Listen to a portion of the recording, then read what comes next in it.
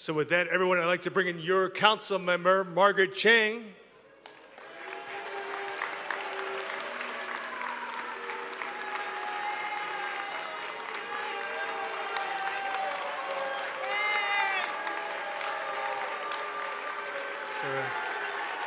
Council member. And your mayor, Bill de Blasio.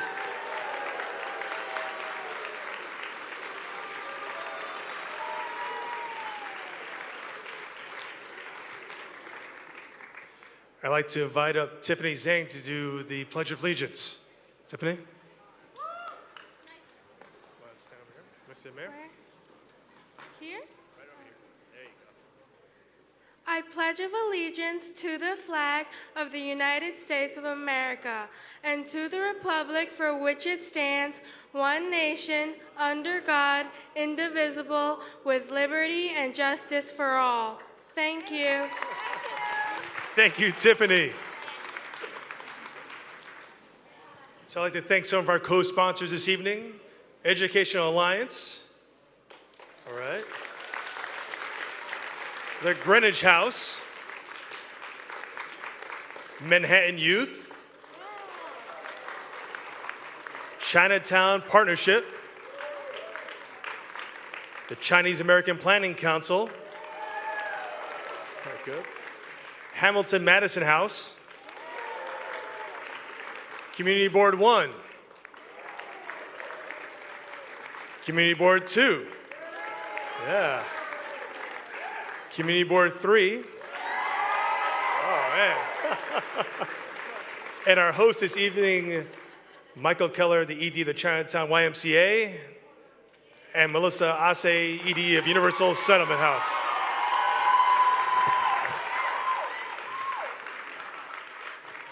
All right. So before I turn it over to your council member, I'd like to ask folks to make sure you take your seats. We have a packed house this evening. And with that, your council member, Margaret Chang. Thank you. Welcome, everyone. And welcome to this special town hall with our mayor. So this is an opportunity for neighbors like you and me to ask the mayor questions about issues that matter to us in District 1. Looking back this year, Mayor de Blasio and his administration, we have done so many good things together. For our 4-year-olds, right? And we're gonna start them even younger. K3, starting them at 3. And I know some of the parents who are here are so appreciative of the middle school after-school program, right? And a record number of 70,000 summer youth jobs for any youth who wants to get work experience in the summer. We got 1,000 more police officers to patrol our streets and protect us. We expanded paid sick leave for more workers. And I see our commissioner here, Department for the Aging. This year, Mayor, I'm glad you heard us. It is the year of the senior, and we secure the highest increase in permanent funding for our senior. In over a decade, we're talking about $23 million of permanent funding. These are just some of the wins that we have achieved together, but I know there is so much more work that we need to do. We need to expand the rent freeze program for more seniors and disabled New Yorkers, right? And we need to build more affordable housing and senior housing that is truly affordable and accessible to seniors and family. And I know the mayor has said this many times, we need a 21st century transportation network, right? Better subways, better bus service, and And we need more schools in our communities. Now, I know you have a lot of questions, and I have questions too. And like you, I don't always agree with everything with your administration, Mayor. Like, for example, I am 100% opposed to those humongous tower that the developers is trying to propose in the Two Bridges area. But, and I'm letting you know, Mayor, it's not a done deal. We're fighting. But I ask everyone here to be respectful, even on issues that we might not agree with, okay? Because this is the way we should be. We could argue, we could, different, but let's be respectful of each other. So I will try to call on as many people as possible, and we're going to go around the room. Of course, we're not going to call on the administration, the commissioner, and the police officer who are here. Thank you for being here. But I look forward, I think all of us, we want to make sure our time is productive. And I hope that this will be one of the many opportunities that we will have with the administration on issues that are important to us. So, without further ado, let's give a District 1 warm welcome to our Mayor, Bill de Blasio. Yay!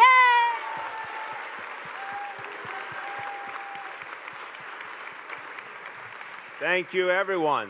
Thank you so much. I'm really appreciative that everyone is here tonight.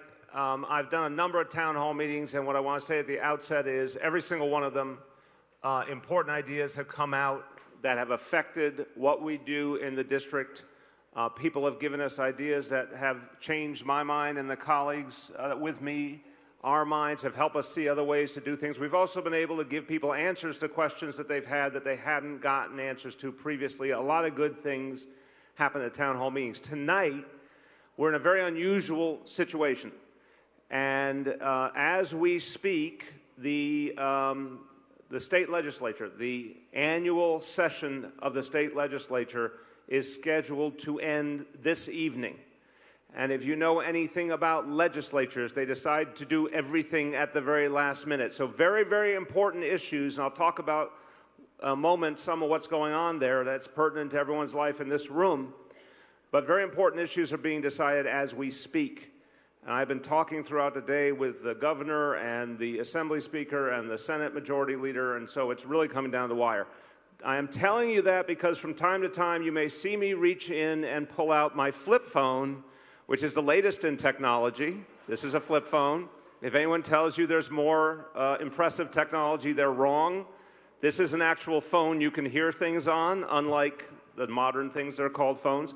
So I may be getting a call from the Majority Leader, from the Speaker. If that happens, I'm going to beg your forgiveness for just a few minutes and step out and take it. And the council member, of course, will keep the conversation going, and I'll come back. These meetings go on typically 2-3 hours, so we have a lot of opportunity to hear a lot of different issues. I will do my damnedest to give quick answers. I asked everyone, please get your point out quick so we can get around to as many people as possible. Now, before I talk about the council member, first to say a real thank you to the young woman who did the pledge. Where did Tiffany go? Tiffany, thank you again. And I want to say up front, also a thanks, all of these folks here from the administration, from the NYPD. These are a lot of folks who make our lives better every single day. I want to remind people that the leaders over here, you have here the leaders of most of the most important city agencies right here. And if you have concerns beyond what we talk about in the formal town hall meeting, you have an opportunity to come up to them afterwards. The health commissioner's here, transportation commissioner's here, sanitation, the chair of NYCHA. You talk about the topic, we've got the commissioner for it. They are here. They expect you, if your issue is not addressed, to come up to them at the end and talk to them directly about it. Now, I love to say this about them. They're very hardworking. They are incredible public servants. I really have to say I've worked with a lot of people. These are an incredible, hard-working group of folks. And do not worry about coming up and taking their time after the town hall meeting. They will stay here all night if they have to answer your questions. That's how committed they are. Council member, I'm going to say this from the bottom of my heart. You are, there's 51 council members. Arguably, Margaret Chin is the most aggressive of them all. It's not just about physical size, people. And has been incredibly dogged, particularly on the concerns of seniors, and has talked to me dozens and dozens of times. So I think she deserves a lot of credit because she has focused on the issues of seniors and consistently gotten everyone's attention, the mayoralty and the council, and moved major policy decisions in that area. And it's been impressive to see how much she's forced the agenda in her direction. So I commend you, council member, for all you've done and for your community, of course. Now, I got to say up front, I mentioned to you, oh wait, I just have to say one thing about the council member also. Council member, what was the dollar figure we wanted to say about senior funding that you achieved? Would you remind people again, please? 23 million. So council member did something very impressive with that.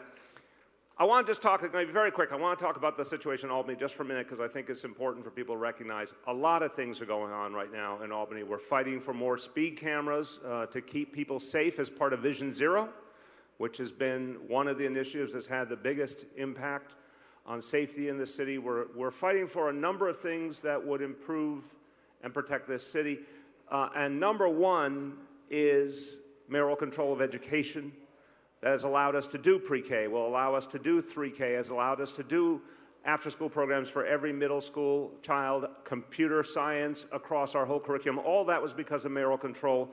That is now hanging in the balance. Even at this point, it's pushing 7 o'clock, the end night of the legislative session. It's still not resolved. There has been progress today. There has been a lot of conversations back and forth and sort of a narrowing of the differences, but we're still not there. So 1.1 million kids are depending on this outcome. And I want to just give you one fact that would be helpful for everyone to understand. Before mayoral control of education, we had 32 school districts, all had different approaches and policies. Here's the most essential fact. Before mayoral control education, we were around a 50% graduation rate in this city. So 1 out of every 2 kids did not graduate. Today, we are at 72.6% graduation rate. So we've seen almost a 50% increase in graduation rate in just 15 years. That is one of the things mayoral control has allowed. Obviously, I literally would not have been able to do pre-K without mayoral control. If mayoral control ever lapses, I cannot guarantee that pre-K as we know it will continue in all 32 districts. So that's how serious it is. If you want to feel from the perspective of this council district what pre-K, one example has meant, when we came in this administration before our pre-K initiative, there were 465 kids in this council district. 465 were getting full-day pre-K for free. This morning in this district, 1,274 kids got pre-K for free. So basically a tripling of the number of kids in this district who are getting pre-K. So that is quintessential to why we're fighting this fight this evening. And again, I'm hoping for a good conclusion. And I'm hoping to not have to leave the room. That's a good sign if I don't have to leave the room. Now, just a couple other points. I want to say a profound thank you. I had a briefing session earlier in the week with all of your precinct commanders and with the chief in terms of everything that's been happening in your precincts. It's very, very impressive. In these precincts, there has been consistent drops in crime. And what we believe in is that we can continue to prove that we can reduce crime by improving the relationship between police and community. And this is something I also like to remind people. Compared to 3 years ago, stop and frisk is down 93%. 93% reduction in stop and frisk. And a bunch of naysayers said 3 and 4 years ago that that would lead to disorder and chaos and more crime. In fact, literally the opposite happened. The reduction in the unconstitutional use of stop and frisk helped us reduce crime 3 years in a row. It was literally the opposite of what they said. And that was because it helped improve the relationship and the communication between police and community, which in turns out more than ever is the way to reduce crime, to protect people and respect people at the same time. They can be done. I always say safety and fairness are walking hand in hand more and more now. So I ask you to join me in thanking all the leaders of these precincts who have done a great job for your community.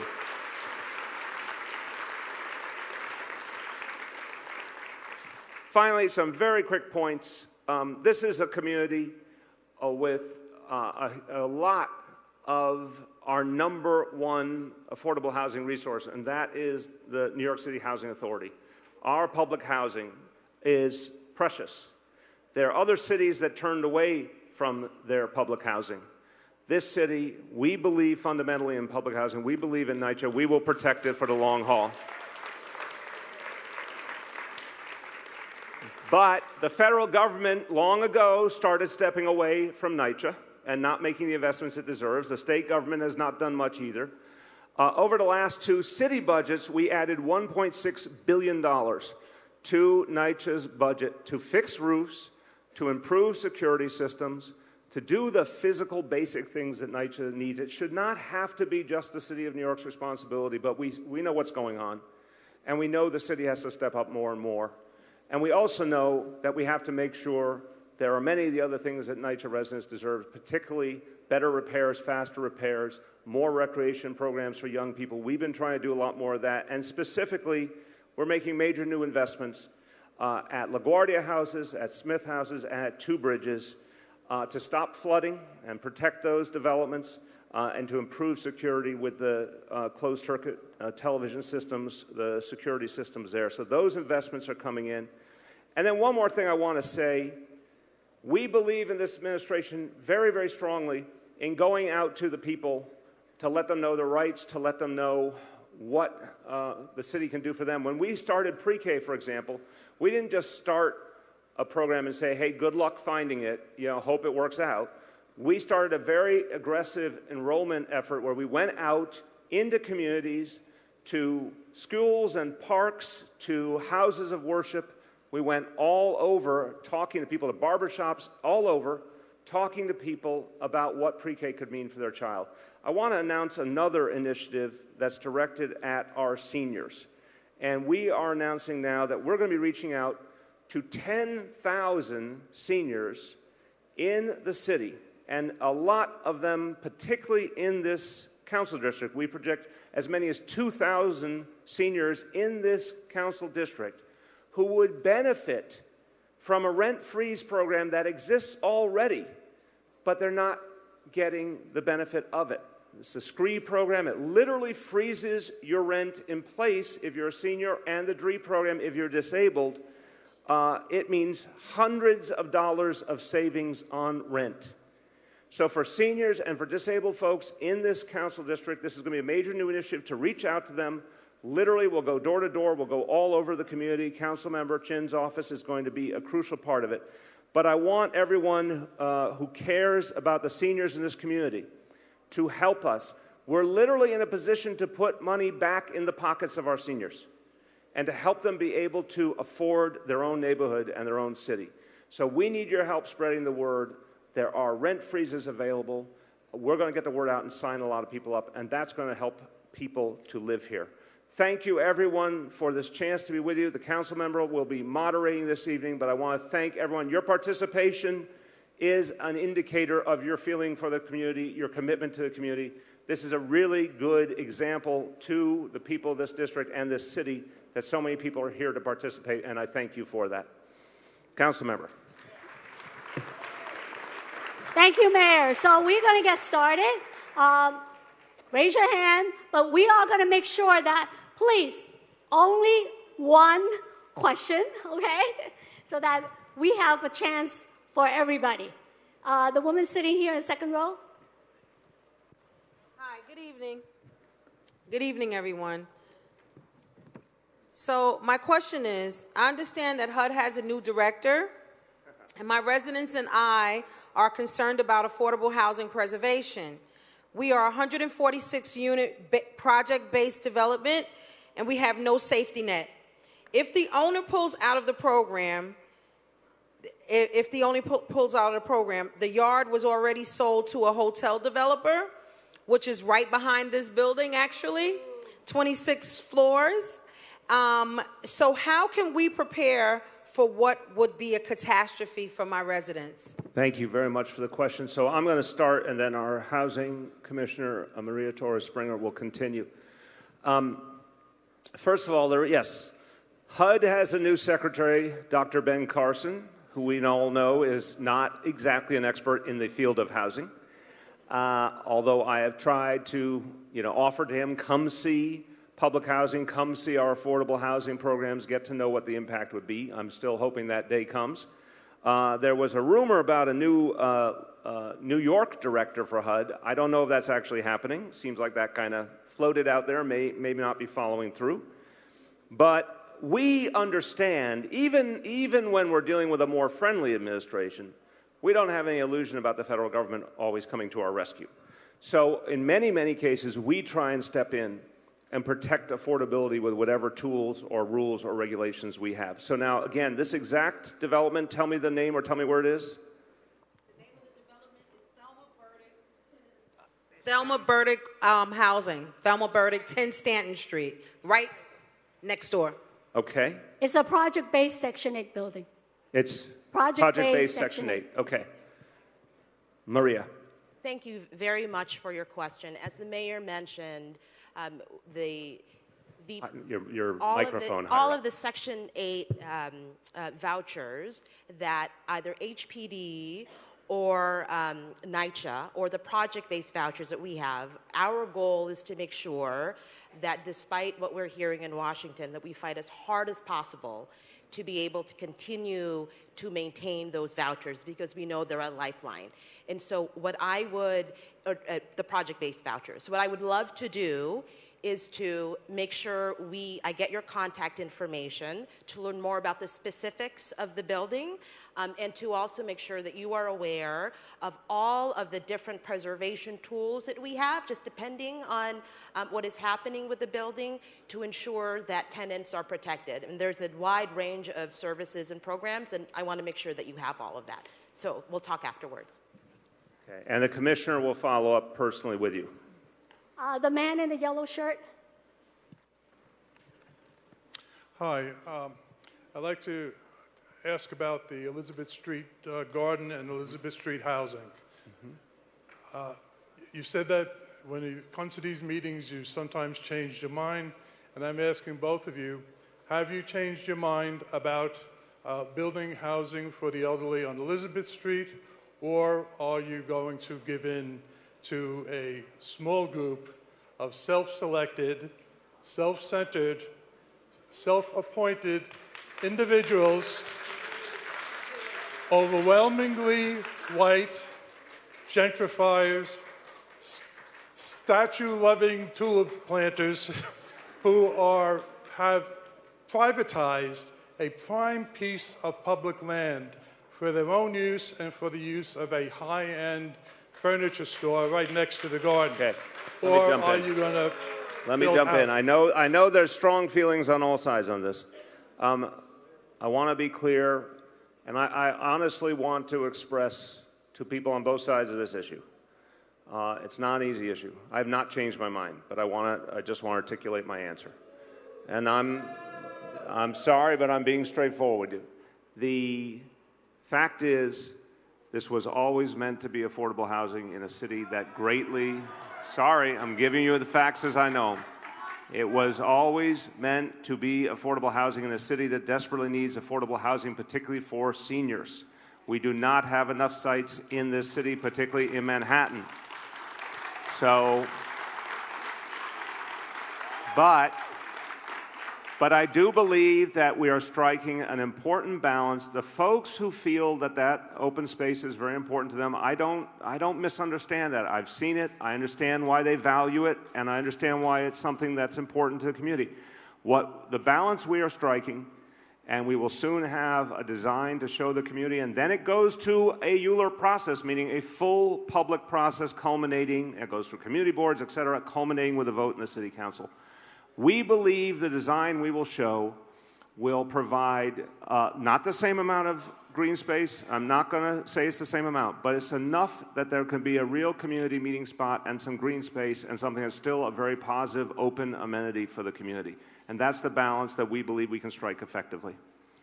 Yes, and I thank you, Mayor, for standing with us, because it is an opportunity to have both, and I really urge you to join with us. There's a seat at the table for you to help create a beautiful public open space and senior housing.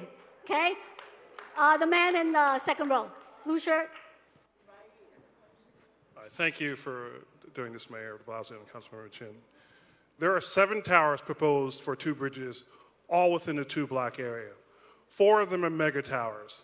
There are more units than Hudson Yards combined. The 4 mega towers include 1 proposed 100-story building above a senior citizen building. None of them require affordable housing. Why would the city give up the process of a full ULURP and do this enhanced EIS process, which puts the burden on residents and gives us no resources that a rezoning would give us? Thank you.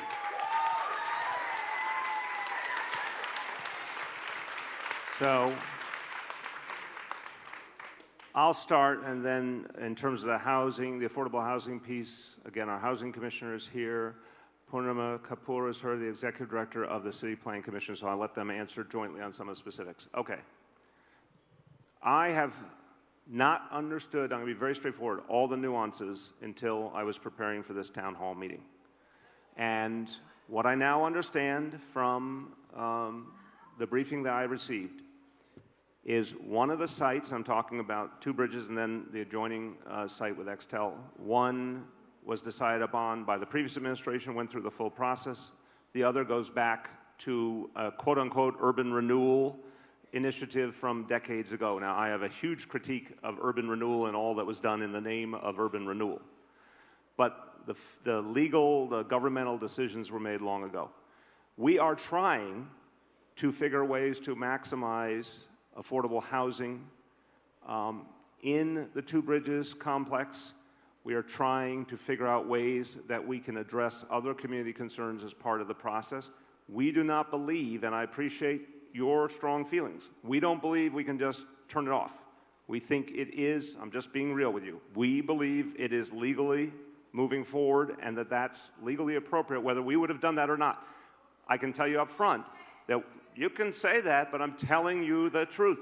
This is not something we designed, and it's not something we authorized, and it's not consistent with what we have put forward in our rezonings. But we do think we can do things to make it better. We also do not want to see anything after this development in that immediate area in terms of what's right around 2 bridges. So why don't we speak to what we are trying to do in terms of affordability through this project? So, of course, we will use every lever that we have to maximize affordability where there's an opportunity for these developments. The development team has told us, and I think also said publicly, that they will voluntarily pursue what is an option in mandatory inclusionary housing in terms of that zoning policy, and I'll explain what that is. What that essentially means in terms of the option is that they are volunteering to do 25% at 60% of AMI, and that's $51,000 for a family of 3, and another 10% at 40% of AMI, which is $34,000. These units would be permanently affordable. But let me reiterate what I said in the beginning, that to the extent that we have any additional levers to maximize affordability, you should be assured that we will pursue that. I also just want to say, in terms of the rest of the project impacts, even though this is not going through a ULURP process, we have insisted that the 3 developers work together on the environmental impact statement, which they are doing. We have insisted on a public process that has allowed for all of you to express your views. We understand that not everyone agrees with this, and as you heard the mayor say, this is not the way this administration would have done things, but our hands are tied in that sense. However, as the environmental impact process goes through, the developers would have to respond to that on whatever the impacts are, and to the extent there are impacts that relate to construction impacts, schools, roads, we will make sure those are addressed. I think, No, Mayor, on please. this one, I really disagree with the administration, because every time I look at those proposed tower, it really makes me sick to my stomach. Those buildings that they're proposing is more than double what's there now. Okay, the housing there's now is about 20-some story tall. They're talking about 60, 70, 80. It's going to change the character of the neighborhood. And it also changed the purpose of the original urban renewal plan to build a neighborhood for working class family, low income, moderate income family. Now we're going to be bringing thousands of luxury units. We cannot allow that to happen. We got to find a way, and I'm looking for a way to push back, okay? There's always got to be a way, Mayor. Council member, we don't want to get into a debate, but I do want to respond. That tends to be the way I think about life. But I also want to be clear that once development plan is locked in place by law, it's not easy to undo it. And I got to be clear about this. It is not what we would have done. I mean, you can say that doesn't matter now, but there's a lot of evidence all over this city. If you look at where we've done rezonings, we would not have done this. We now have it. We are trying to fix it as best we can within it by maximizing affordability and addressing a number of issues. To the infrastructure point, to the schools, to the transportation, we have to, with every tool we have, address whatever the impact will be. The one that's most obvious and immediate is in terms of school space, but in the development process, we actually have a chance to add school space. It's something we have a lot of control over and we would be devoted to doing. But we do not believe that there is an easy legal way out of this. We just don't. We're happy to continue the conversation with you, though. We will have to continue that. Yes? Hi, I'm Jenny Low. I'm the board chair of the Chinese American Planning Council. Thank you, Councilmember Chin, and Mr. Mayor for joining here today. As one of the largest social service organizations in the country serving Asian Americans, we have a number of senior centers, and thank you, Councilmember Chin, for making this year of the seniors and increasing all the funding for the senior citizen services. And thank you, Mayor, for heeding the council members' call for that. One specific question has to do with one of our centers, which is located in a former elementary school, which is located at 70 Mulberry Street, and I believe this building is owned by DCAF. The building is old, like it's very old. What's the location again? 70 Mulberry at the corner of Bayard, 70 Mulberry. Okay. And right now, the building is used by all nonprofit organizations. So the occupants are nonprofit organizations, and our senior center is in that building. It's old. It does not. What's the punchline? Because we have to keep moving for everyone's benefit. We need an elevator. Okay. An elevator so that people, it could be accessible, and especially when we have a senior center there. Okay. Now, what I want to remind all my colleagues, when you hear your topic, just come forward so that we can keep things moving along. I'd rather have too many of you come forward and not enough of you come forward. Donna, are you familiar with this situation and what we can look at? No, I'm not, but we will become familiar. This is our with aging commissioner, as you know, Donna Corrado. So we will send out our facilities person to do an assessment, and if it needs some capital funding for an elevator, we'll make sure that we get that. But let me Mayor, you didn't hear that it run by DCAS, okay? I think the community wants the building back to the community. That's not what she said. Okay? That's an add-on. Because I know my That's district. an add-on. I know my district. We're not saying that yet. We're not giving up the building just yet. We'll have that conversation. How about the young lady in the back?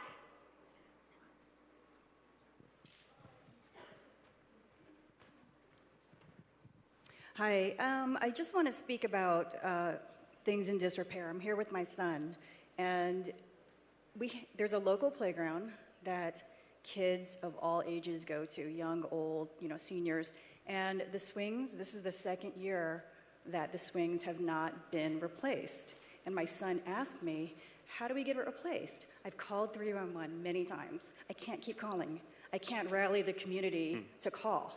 Which playground? Which playground? It's on Hester and Christie Street. Okay, who's here They from need to be Parks that fixed. should have been over here already? Come on, guys. Come on. Drink some Red Bull, people. Come on. Come on. I'm ready. Here we go. If you hear your agency, come this way. Yes. Okay, just say where it is again, Hester? Yes, it's in Saturday Roosevelt Park. The playground was capitally renovated about 4 or 5 years ago. And I think what you're talking about are the tire swings. No? Which one? We can't read your mind. I'm trying my best. You just got to tell us what the problem is. Okay. I Okay, see. both sets of swings. All right, well, I'll come over and talk further. Why don't you introduce yourself to everyone? Yes, I'm sorry. I'm Bill Castro. I'm the Borough Commissioner for Parks. Thank you very much. Will you for your come question. over and meet with, tell me your first name? Yes. Kim and her fellow residents, and go over there and look at it yourself. Yes, so I he's will. the borough commissioner. He can get things done. He will come see it and see what we can do. All right, thank you very much for your question.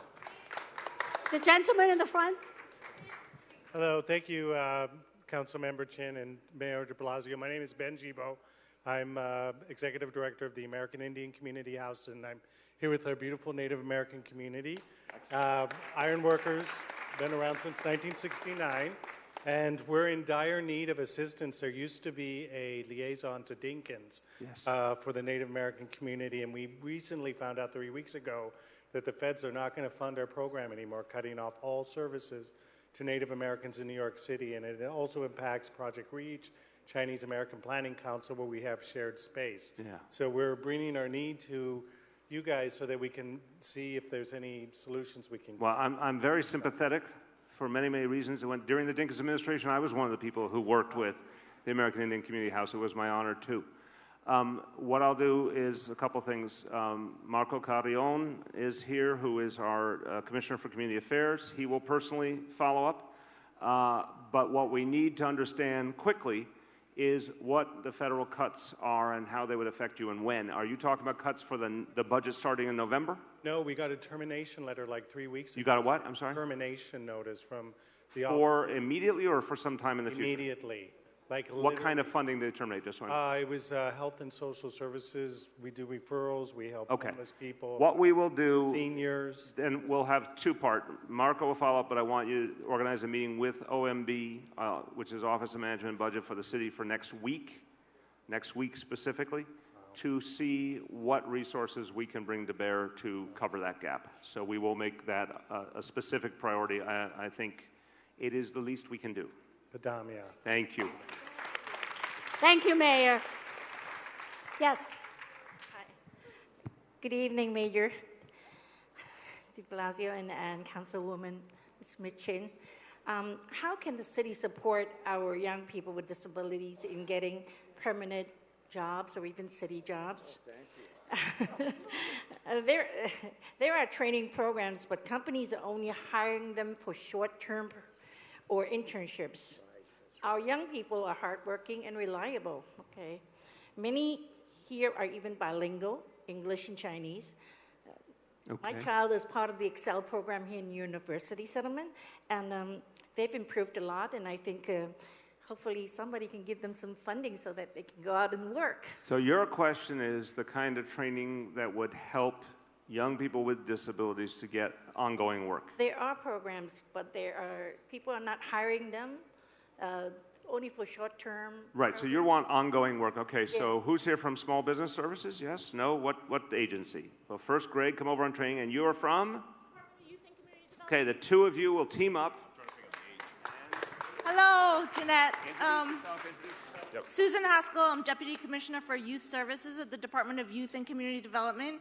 We do fund youth employment programs, typically up to the age 24, and I would be happy to speak to you if you want to bring to the attention a young person who would fit in that age group and see if we can find one of our community-based organizations who could best meet the needs of that young person and try to find a job placement that would be suitable in an internship. And how are you doing? My name is Greg Bishop, the Commissioner of the Department of Small Business Services, and we offer training in specific areas like healthcare, technology, food and beverage services, and we start from 18 and above.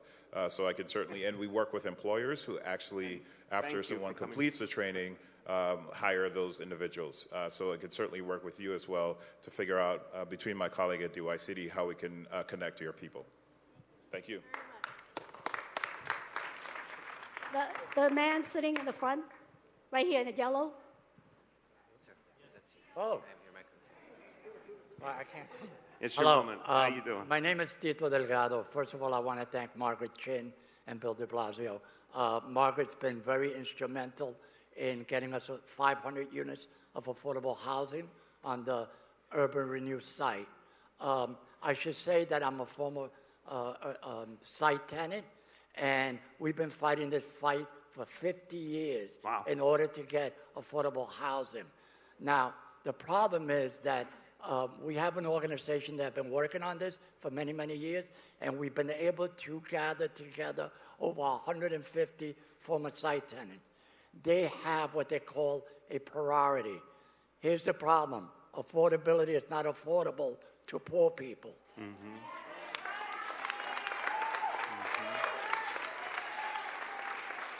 So we had written a letter to the Commissioner of HPD, Fun Spark, requesting that additional Section 8 monies be allotted to former site tenants because they've only been waiting 50 years. And you know, we fought so hard, and for them not to be able to get in only because they don't have the money, it's really a sin. So, Commissioner, please, 8 Section 8s is not enough. We need more than that. So before you go. So before the Commissioner responds, just a bigger point. The affordable housing plan that we have now, separate from this specific long history, the 50 years you're talking about in Section 8, our overall affordable housing plan is enough for 500,000 people. So it's 200,000 apartments. And we have heard a lot of people around the city say they want more of those apartments to be for seniors and more to be for lower income folks. We added $2 billion in this last budget, which the council approved, to increase the number of apartments for lower income folks and to add 10,000 more for seniors. And and I want everyone to know, if you apply to the housing lottery, there are dedicated apartments for seniors. There is a preference also for folks with disability. So even though the housing lotteries are legendarily competitive, we are trying to focus special priority on seniors and folks with disabilities. That being said, to this specific site, the Commissioner will speak to it. So thank you for your question and for the letter. What I'll say is, certainly due to a lot of leadership on the part of the council member, it was important for us to not just maximize the number of units and the affordability of the units for the affordable housing as part of the Seward Park development, but to also make sure that former site tenants have preference in terms of the lottery. And so right now, as it stands, they have former site tenants have 50% of the community preference associated with the lottery. I definitely understand and appreciate the issue of ensuring that we have the right type of rental assistance to reach the neediest. It is, I have to be very honest, a scarce resource that we try to make sure that we are using in the most effective way across different developments. We will continue to do that, and I'd be more than happy, of course, to speak about the specifics of the different buildings and the future lotteries, because it is a multi-phase development to make sure that everyone has the information they need to compete in the Well, lottery. let me jump into this for a minute. What can you give us, either one of you, some sense of the numbers of people who have the site preference? I don't know all this history, but I'm saying how many people have the site preference as a result of the agreements that previously were put together? You may know, council member, I don't know. Do you happen to know offhand? I know about 150 that we've been in contact with. All right, does anyone in our However, group we're know by chance? I want to see if we can answer this here, or you can come back. Okay, let's do There are this. more than 100 who have But applied to the we're going lottery. to come back tonight. So what we're going to do, we're just going to work this through. I want to get everyone a clear picture of how many people have a site preference. And then I want to understand what it would take to accommodate those people, because I understand the point affordable for who, but I'm assuming for some people in that group it is, and for some people it's not. So we need to know the exact number who need a Section 8 voucher, and then we can actually get to a solution. Yeah, Mayor, but on this thing, right, on this issue, when they apply, they do check the box saying that they are a former site tenant. Right. So what we're asking, I think what the advocates are asking, if they're lucky enough to get selected, okay, they have to apply just like everybody else, Right. even though they'll get the 50% priority as Community Board 3. So if former site tenants are lucky enough to get selected, let's look at their application to see how we can help to make sure that they qualify. Right. And don't just throw it out because they didn't meet the exact. So I'm going to reinterpret. I am not a lawyer, okay? I'm going to put this into layman's terms. You're saying if someone was a former site tenant, which is obviously a very special status, and they're chosen in the lottery, then we should do a sort of facilitated process to try and make sure they can succeed once chosen economically, right? And I think that is a very smart idea. So what I need to know is some real numbers and what it would take, because this all comes down to money. So I want to know what it would take, because I am sympathetic to the fact that this is dragged on essentially forever. And I'd like to see what's the maximum we could do for these tenants, not leave it too loose, but actually come back with a specific answer. Okay, so if you get a sense of the numbers in the course of the meeting, we can at least agree on the universe that would be the maximum number of people that might theoretically be touched. But then I want to set up a process where the advocates sit with you personally, and there's a vision for how we maximize the chance of each person being able to actually afford the apartment. Okay? Yeah. Thank you. Mayor, just to give you the number, over 90,000 people apply for 104 unit, and over 60,000 people apply for the 99 units of senior housing. So if they're lucky enough to get selected, we got to make sure that the former site tenant, we help them, okay? The young man in the green. Oh, hi. Thank you, Mayor, and thank you, Councilwoman, for being here tonight. I'd like to ask a question about affordable housing and green space. It's about the Elizabeth Street Garden. My question is, the community has strongly come out in favor of preserving the park or preserving the space as a park and not destroying a very unique, valuable resource to not only the immediate community of Little Italy, but the city at large. It's a very unique space. We have identified alternative sites that could provide substantially more, maybe up to 5 times more affordable housing for seniors, which we would consider a win-win scenario. More housing for seniors, which all the seniors, even the seniors who would not be able to get into the housing, that you'd be creating very few units while destroying the garden. I guess the question is, the community has come out very strongly against destroying it, and every elected official other than Margaret Chin, who represents this community, supports saving the garden. Why has this fallen on deaf ears from your administration? And I would also think that, in particular, there have been so many real estate deals that have gone down during your administration that have been very controversial. And it's very well known that the real estate industry supports both your campaigns and Margaret Chin's. They're your biggest donors. It just doesn't, or among your biggest donors. Yeah, look, I would urge you, you've started, I'm sorry to interrupt, and I'll let you finish. I would urge you, you've made a very reasonable argument, and then if you're going to veer it into the politics, I will respond to that too, but I don't think it helps your argument to make a linkage to a political reality that I don't think is true. I think you're arguing your point on the merits, and I'd like to respond on the merits from my point of view. Sure, I just want to get all the facts. Yeah, I'm just saying out. you're presenting some things you believe are facts and some things I think are just not accurate about the political realities and the real estate realities, so I'll answer it all.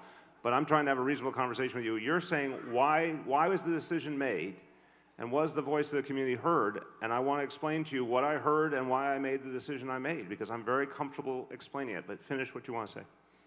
That's okay. I'm finished. Thank you. Okay. Look, this has been, I think we can safely say. By the way, I'm a real estate developer. Okay, even more. So first, all over this city, for decades, we've had the challenge of publicly owned land that was designated for a particular purpose, most typically affordable housing, and then there was a controversy over the use. This is not by any stretch the first time this has happened. And each time, some kind of process has to be figured out to determine it. The city council member is always crucial to that process because of the fundamental role that a city council member plays in the land use process. I had to make a decision based on the facts as well. My view was that we could strike a balance. I understood from the beginning a lot of people wouldn't like it. But you say the voice of the community. The voice of the community in any matter is always a mixed bag. I'm trying to reason with you about the world as I see it. There are very few issues I address where there's community unanimity. There's usually strong voices on both sides. Elected representatives have to sort that out as best they can.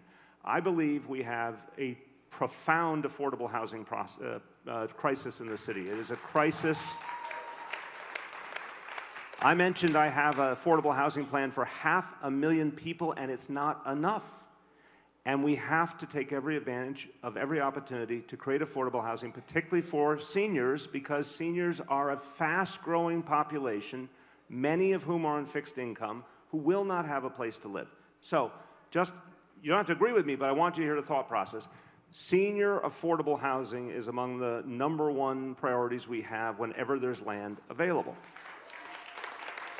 So then the question was, okay, obviously this was something a lot of people in the community were having, it was important to their lives, they were appreciating it, what do we do? I thought we could preserve enough open space that it would still be a positive, a place for the community, a place where community members could gather, a place where they could get a respite from the urban environment. We could still keep enough of that to have a meaningful impact while creating a meaningful number of affordable senior housing units. That is the whole equation. If anyone wants to debate with me my relationship with the real estate industry, it is, to say the least, filled with many situations where I have not agreed with that industry. That industry strongly opposed my election. That is a matter of fact. It's easily documented. I've had many times I disagree with the real estate community. Other times I've agreed. It is not this mechanical thing that some people like to rest on of like, oh, this industry tells them. No. Let's get real about these things. Look at the pattern of the decisions, and you'll see it's case by case. And our focus has been on the creation of affordable housing, which is why we created, for the first time in city history, with the city council, a requirement. There is now a requirement that when a real estate firm needs city permission through ULURP, whether for a specific site or for a whole neighborhood, that comes with now a mandatory requirement for the creation of affordable housing. That never existed. We're the biggest city in America, and we never had a requirement for affordable housing. Now we have the most progressive policy requiring affordable housing anywhere in the country. So I'm very comfortable. I'm making my decisions based on what the #1 issue I hear from people, the #1 by far, is affordable housing. I was on, for those of you who listen to WNYC, Brian Lehrer, I was on his show, I'm on every Friday, and he has said continually over the course of the year, you know, the thing we get more and more and more calls about from listeners is affordable housing. It's unquestionably the #1 concern in the city. So we're trying to address that concern while still respecting the ability of the community to have some open space in the process. That's how it happened. But then why not choose the sites that... And fair point. Why not choose the sites that can... Because, fair point. Hundreds of units more affordable First of all, housing. we don't believe that's true. Let me start with the first part.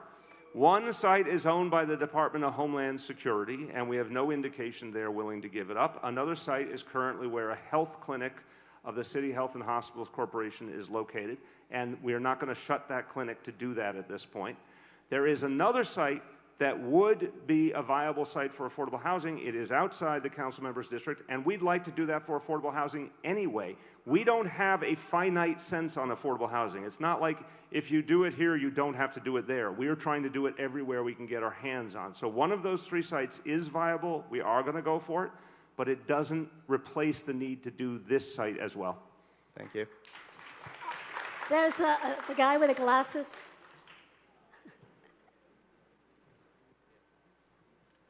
So thank you for having us here. My name is Cesar, and I'm an organizer at the Street Vendor Project.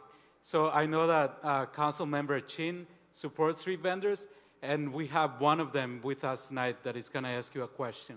So her name is Isabel. ¿Lo puede preguntar en español? Sí. Mi nombre es Isabel Rosario. Vengo para preguntarle al alcalde que por qué yo soy vendedora en la calle y estoy para el proyecto de los permisos. I'm talking about the working permit. Los permisos. The permits. I can do the translation. The work permits. Entonces, for the street vendors. yo soy una que... Hold on. We want to get... I need like the translation to be clear. So if we're going to stop for a moment and do translation and then pick up again, why don't we do that? Okay.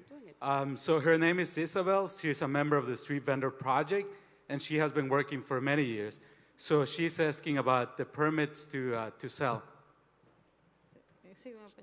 Pues sí, entonces nosotros estamos vendiendo y necesitamos los permisos. ¿Qué posibilidades tenemos? Yo he pagado como 8,000 pesos en ticket. Tengo mi carro, he tenido como 12 carros y se lo llevan. He pagado como 8,000 y debo como 8,000 más. Entonces tengo la posibilidad. ¿Qué usted cree? ¿Qué posibilidad tenemos nosotros? ¿En qué usted nos puede ayudar para conseguir los permisos? Porque lo necesitamos para estar con la ley, para llenar nuestros taxis y todo. So Isabel is wondering, let him translate. So Isabel is wondering, how can you help with work permits or these street? I'm sorry, I street can do it. vending? I can do it. So just for consistency, you go ahead. Yeah. So Isabel is wondering when is she going to be able to get a permit, because she has had to pay over $7,000 in tickets, and she has 12 cards that she owns have been confiscated. So she's wondering, when is it going to be that she's going to be able to contribute to the economy, pay her taxes, and get those permits? Okay. Let me offer my view. The council member may want to add hers, but look, the vending situation has to be thought about in all its pieces, and we have to create a reform. This is what the council wants to do, the Speaker of the Council wants to do, we want to do, but we have some specific goals in the process. We appreciate there are a lot more people who would like to have permits, but we have to make sure that permits are going to be used properly, because we know there's a lot of cases where they're not being used properly now. We have to create an enforcement mechanism that the permit actually is held by the person who's supposed to have it. We have to respect the needs of the neighborhood stores and figure out where is appropriate for someone to have vending, and some places that are not appropriate. There's a whole set of things we're trying to sort out. I think that the neighborhood stores, the bricks and mortar stores, have important rights too. So I'm trying to figure out how we strike that balance. If we can strike that balance, there's a real chance to increase the number of permits. But again, with enforcement. The problem is, and I respect everyone's trying to make ends meet, and people make the choices that they make that they feel they have to make. But I have to say to anyone, if you don't have a permit, I do not urge you to pursue vending because of the danger of these kind of fines. We're trying to reform the situation. We will figure out what the final number is with the City Council. There'll be an ultimate number we agree on what's the total number of permits for New York City. And then those permits will be distributed. But anyone who doesn't get one of those permits, I gotta say, should not be doing it because unfortunately they'll end up in exactly this situation. Do you want to add? I mean, we're working on the City Council on that. But I would hope that also, Mayor, with the Department of Small Business Services, because vendors are small business. So if we can really create some creative situation where we can help them to have a place to vend, let's think out of the box. Let's see how we can help vendors because they are small businesses. Because, hey, we have a lot of empty storefronts in different neighborhoods, so maybe we could really do something. All right? And may I just say, we've been joined by the esteemed Oh, Gail Brewer. our We welcome borough you. Thank you so president. much for being here. Gail, you want to say a few words? All right. If Gail feels moved, I'm sure she'll jump in. Because Gail might have a question. She does not have a shyness problem. Okay. The woman in the orange?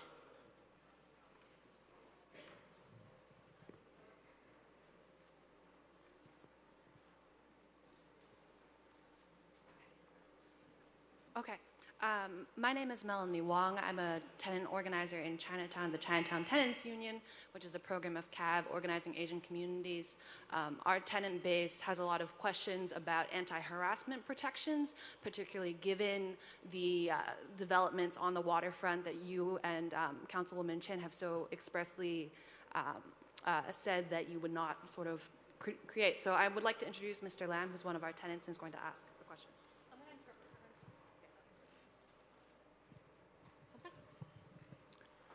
我係姓林嘅，係士兵街22號單位。I'm Mr. Lam. I live at 22 Spring. 我係嚟咗 New York，移民咗嚟 New York 20年。I've been in New York City for 20 years. 20年都係住同一個單位。And I've been in the same unit for the last 20 years. 咁4年前咧就有一個發展商就買咗我哋嗰棟樓。4 years ago, there was a new landlord, a big landlord that bought the building. 本來嗰棟樓係一個唐人屋主嘅。Before, it was a Chinese landlord.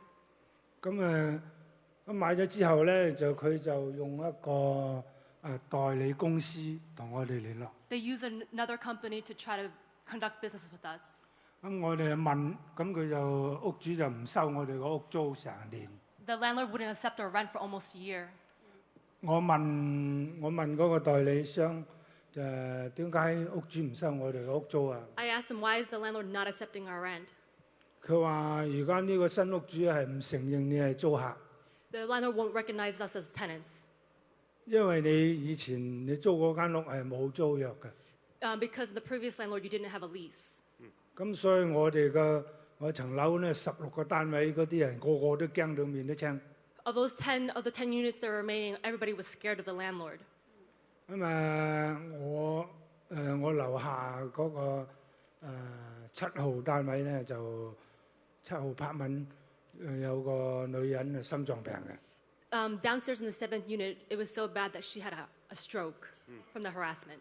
咁佢嚇到佢不得了，咁所以咧就7號就要走啊，搬走咗。So they decided they had to leave the harassment. 最後咧，我哋16個單位就俾佢搬走咗8個。Of the 10 that remained, there were 8 that left. It was 60. 係由新屋主補翻啲錢俾佢，每人俾幾萬蚊佢要佢走。Okay, I want to just, you finish, but I know there's a lot of people waiting to ask questions. I want to see what we can do.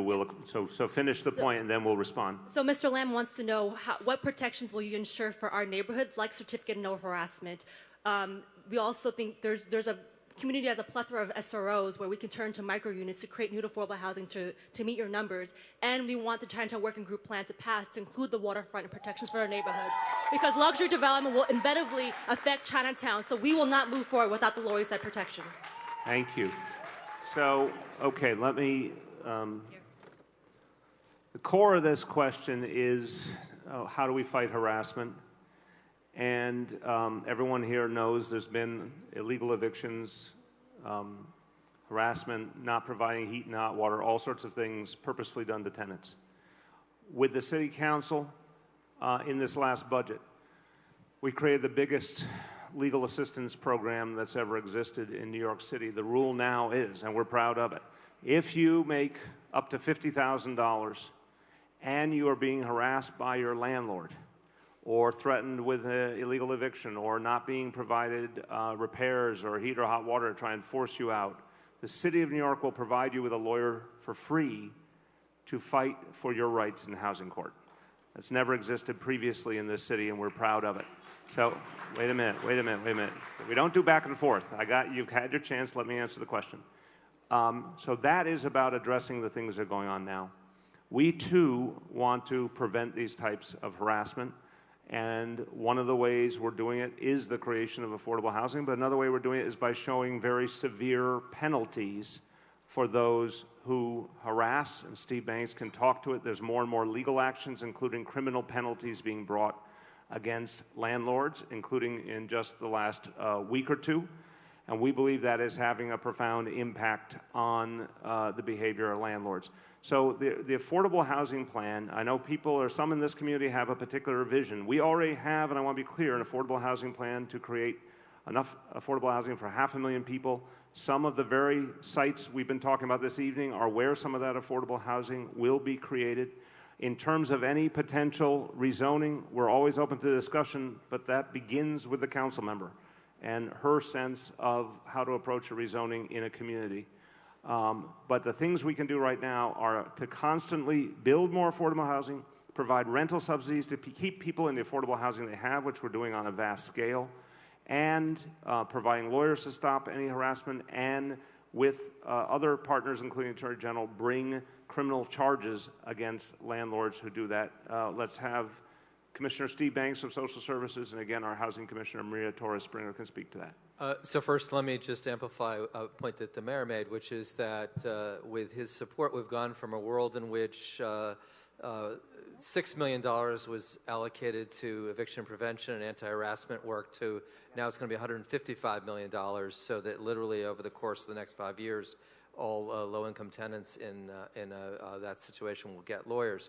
We will follow up with the community group and with you, and we'll connect you to a legal services program to see if we can address your situation right now. Another aspect of this is the partnership that we have with the legal services programs through the Department of Social Services with the Department of Housing Preservation Development and anti-harassment activities. Let me just address a couple of other parts of your question. So we take very seriously the need to make sure that bad actor landlords are held accountable. As the mayor mentioned, just in the past few weeks alone, the partnership that we have with other colleagues in the city, as well as with the state, the AG's office, and the housing, the counterpart on the state level, we've been able to investigate, and actually that investigation has led to convictions, which has led to jail time for bad actor landlords in this district, and we will continue to do that.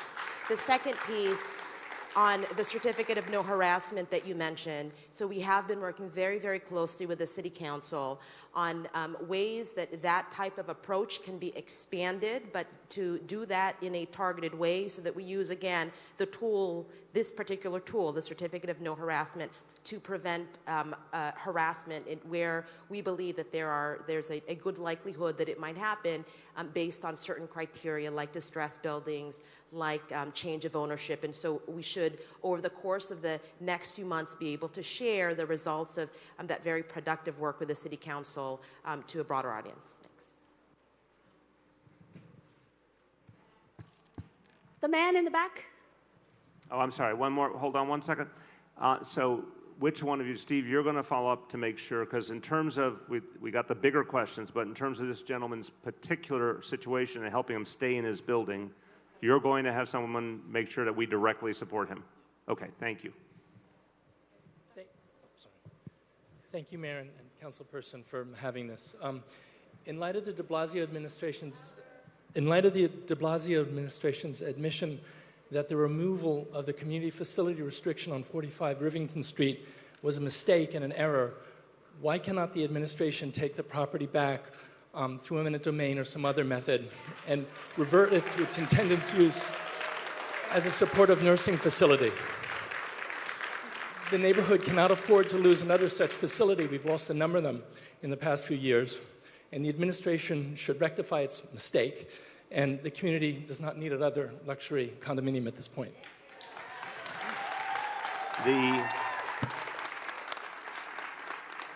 As you know, that project right now is on hold because of the ongoing investigations.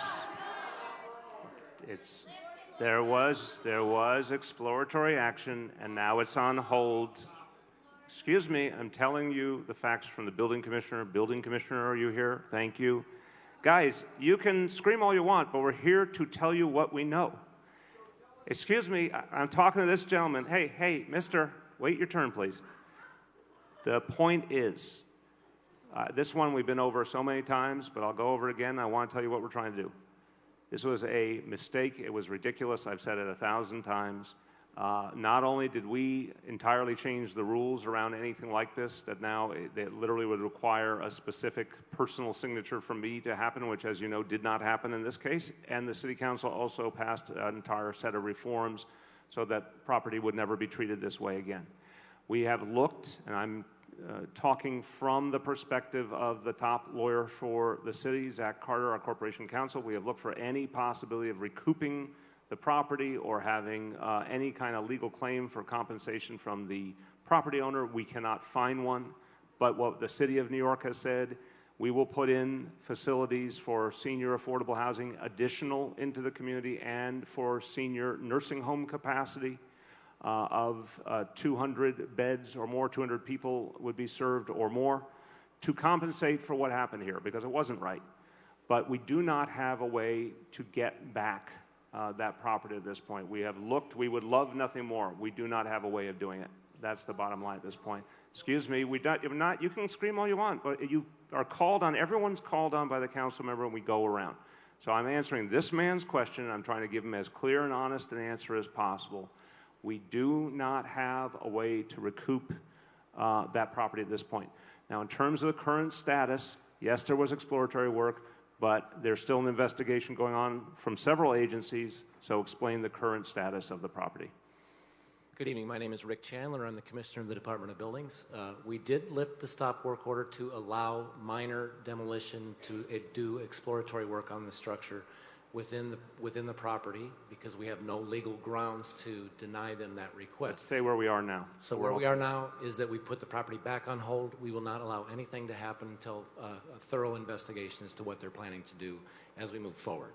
So there's several agencies still investigating, and that hold will continue while those investigations continue.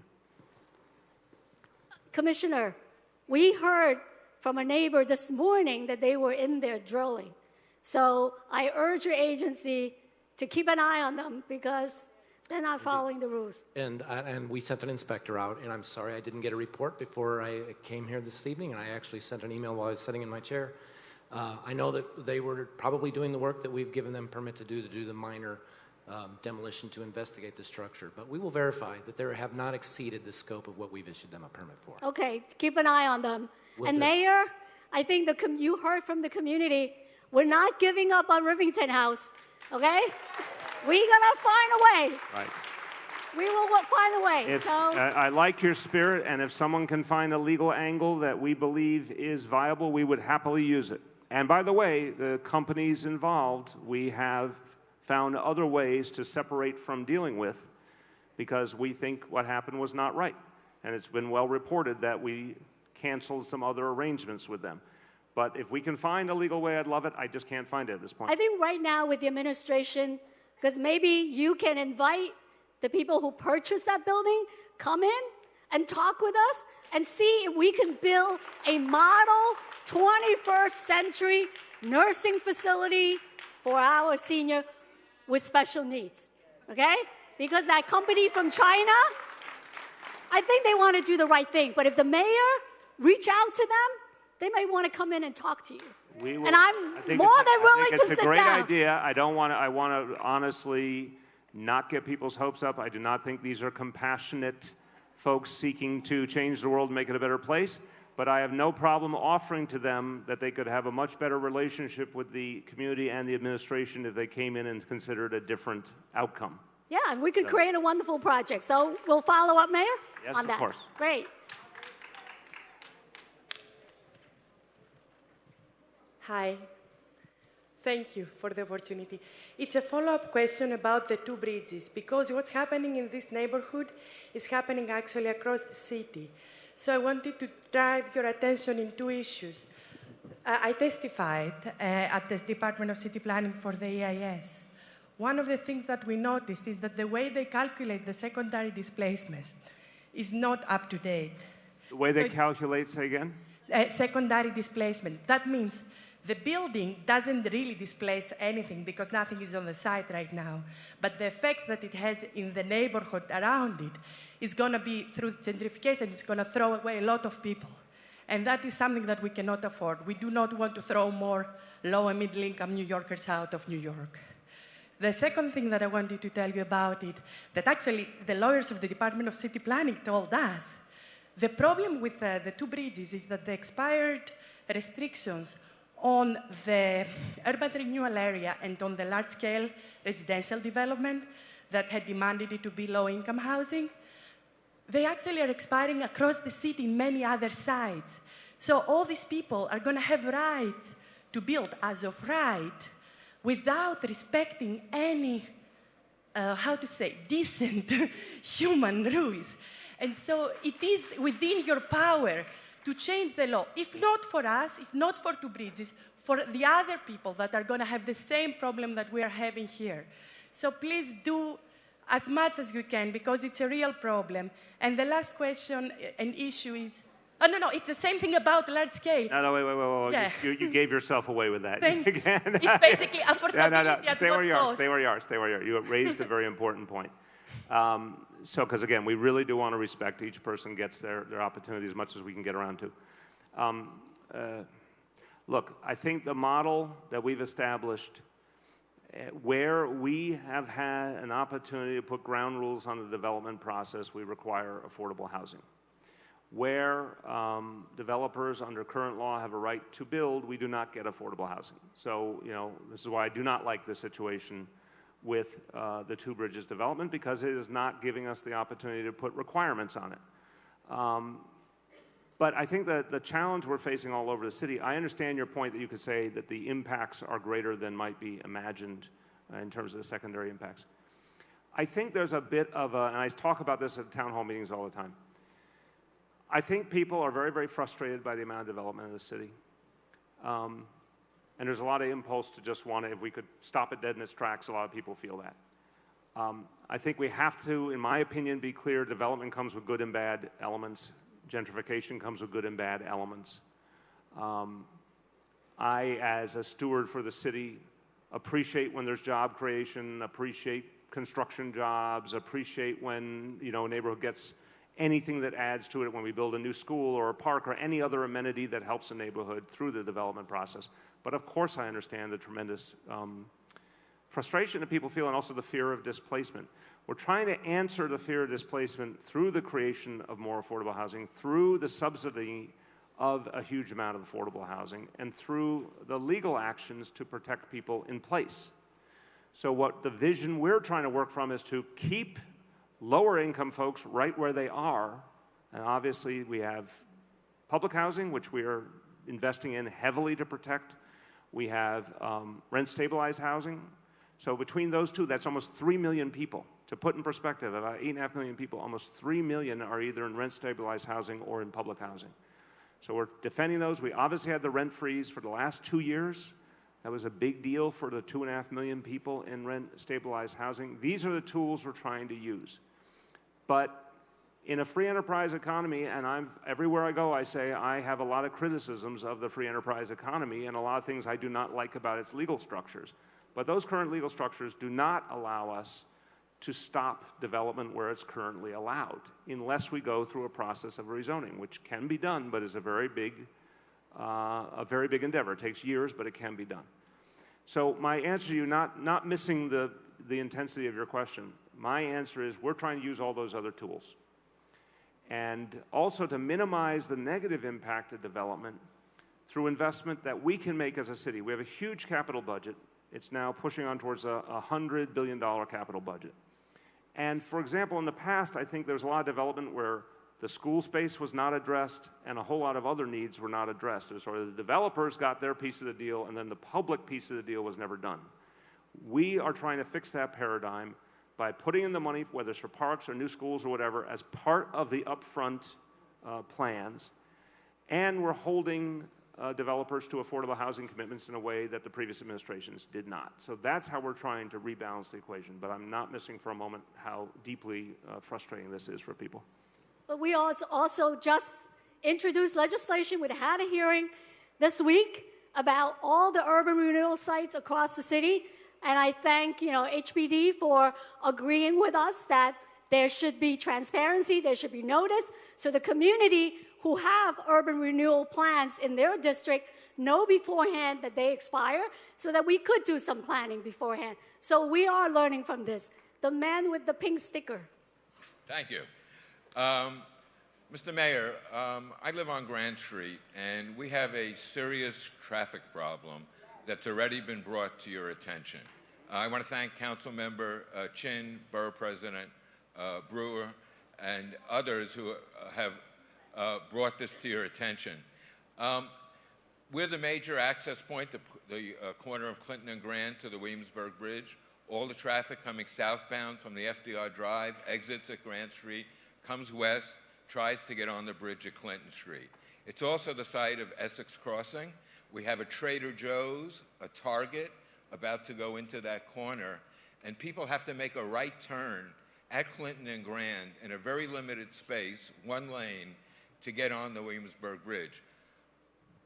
The DOT has already acknowledged the problem, and a study has already been committed. But what I'd like to ask you tonight, a very simple solution that you can probably do tonight. We need a traffic agent immediately on that corner until that problem is solved. Okay. That could be done tomorrow. By the way, I assure you the commander of the 7th Precinct would acknowledge this problem, and everybody else will. It takes by the way, the M14 bus, it can take a half hour to get from the corner of the FDR Drive to Clinton Street, which is 6 blocks. Okay. So let me begin. We have, how many more traffic agents have we? Are we hiring? Who knows that number? I don't know what it is in your precinct. Come on over. In the 7th Precinct, we're aware of this problem, and I know the gentleman's at the community council meeting, and we focus our traffic enforcement in that area. We have put in several requests for a traffic agent, and the engineers have come and done a study, and maybe tonight we could try and get something done. But just to let you know something, we have had very few collisions, 0 fatalities, and a lot of enforcement. But I understand the quality of life concerns with the horns and the backup, and I'm empathetic to your concerns, and I can continue with my enforcement. Hi, Daisy, how are you? Okay, I was trying to confirm the numbers. We have hired a number of enforcement agents. It's about 200, I want to say 230, something like that, as part of the last budget, because we have a lot of places in the city where this is unquestionably just the human presence of the agent would do a lot of good. I have heard, you're right, the stories of Grand Street. I understand how bad it is. So what's the current situation? You do or do not have someone stationed there on a regular basis? Not a traffic agent. My own personnel, that is a focus of our deployment in that area. Not a traffic agent, my officers. Okay. But what can we do to quickly, keyword quickly, assess whether one of the new traffic agents, so again, we added to the number of citywide traffic agents by several hundred. The question is, compared to the many other challenges, and this is a real challenge, can we get one of them assigned here? Good evening. I'm Chief Bill Morris. I'm the Chief of Manhattan South. Within the matrix of the New York City Police Department, the traffic agents work for the Chief of Transportation. His name is Chief Chan. I will speak with him personally tomorrow morning about Essex. I'll get you a traffic agent on that corner.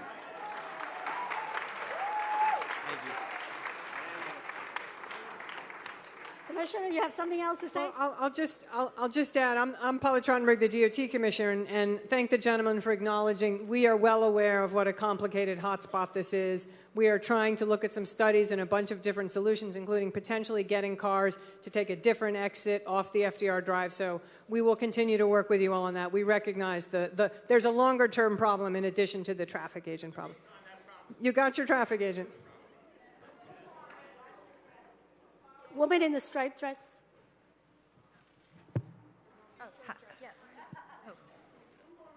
Hi, my name is Wendy Chapman. I just wanted to thank you for the after-school program. My son is one of the thousands of kids that attends after school. He attends Lower Manhattan Community School. It's one of the 16 schools that Manhattan Youth runs, and I hear they have 4 more that are coming online, so thank you for funding that. Thank you. He's done fencing, coding, robotics. He does gardening in Battery Park. Talented young man. No, it's actually not that. It's that he's encouraged to try things that he wouldn't do if I asked him to do it. That's Amen. the truth. True. So it's a wonderful program, Thank and I you. can't say enough. But one of the things I wanted to say is how secure is the funding for that going forward for the next generation? And how do we make this a program that more people know about? It's a very quiet program. Is he in the middle school program? He's a 7th grader, Right. yes. Okay. It's ridiculously quiet. I don't understand it. I really don't understand this. We committed as a city. Let me do a poll of the room. And please answer what you knew before you walked in the door tonight. How many people know that every middle school student in New York City, at 6th, 7th, 8th grade, every middle school student is guaranteed a free after-school seat? How many people know that? So less than half the room. Okay, it's ridiculous this is not better known. Now, this is the thing called good news, which I have had a lot of trouble interesting the media in covering. But I want everyone here to spread the word. So yes, the funding is secured. It's been a major priority for the mayoralty and for the city council. We have literally doubled the number of kids who are getting after school at the middle school level. We would like to increase that number because we have said it's a guarantee. Anyone who shows up, you may not get it in your exact school, but you'll get it in your neighborhood. So that funding is a major, major priority for us. I would be dishonest if I didn't say, watch out what the federal budget does to us, because it could be a huge curveball, and we're going to fight very hard on that front. But in terms of what we know today, that's secure for the long term. Thank you. One each, sorry. Go ahead.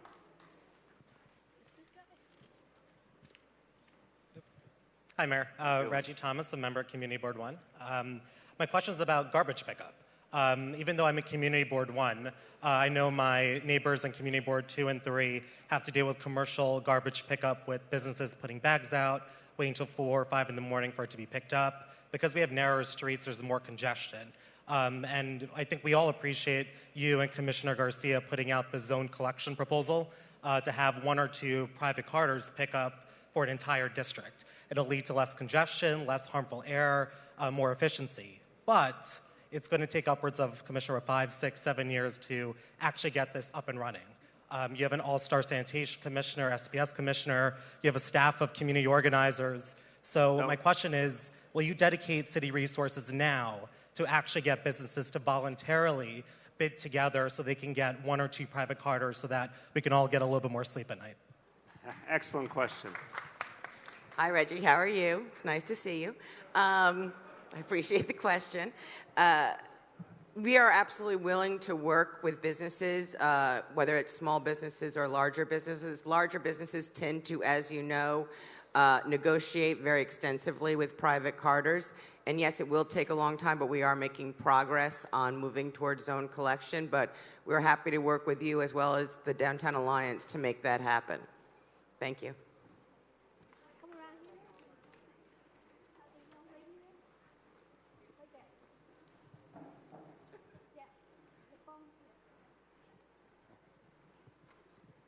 Sorry, English is no good.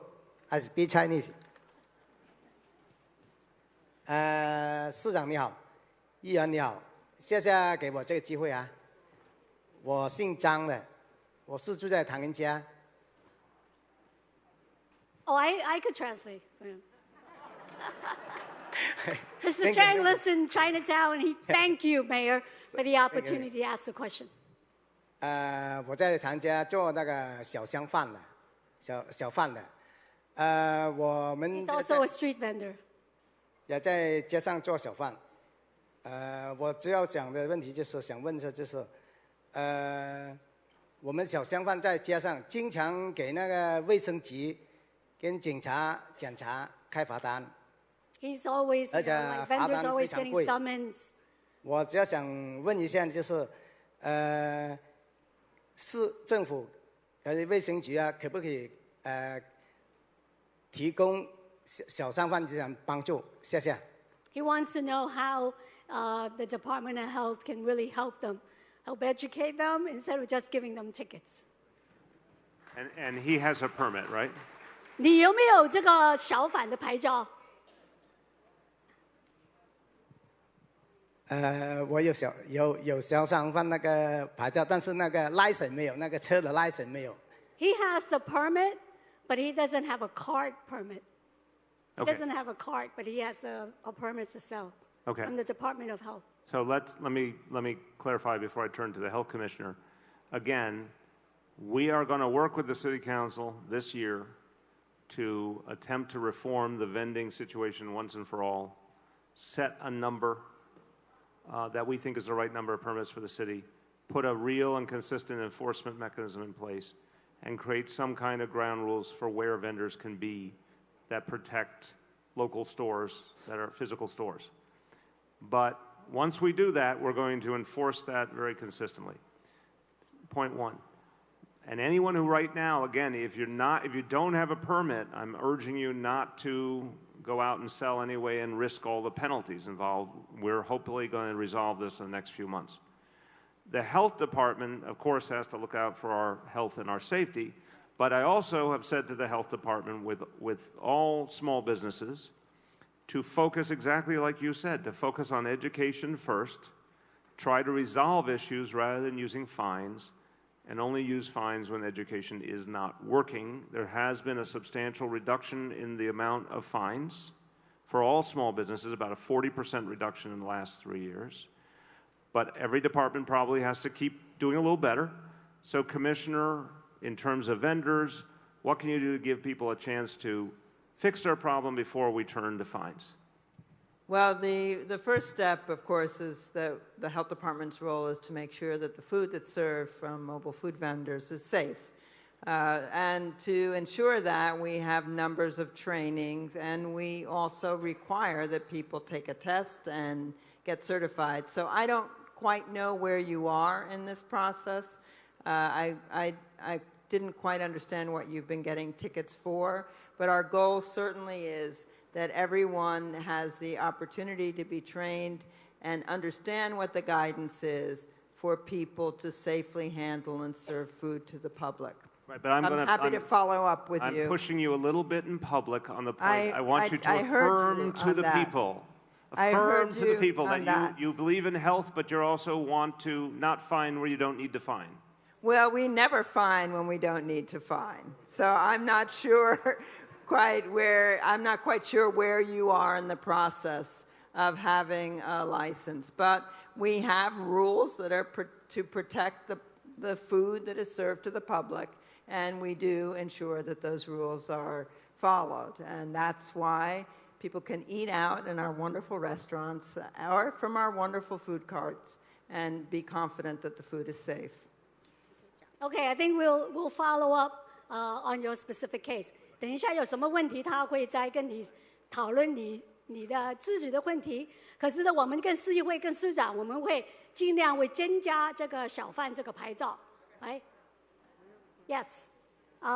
In the back.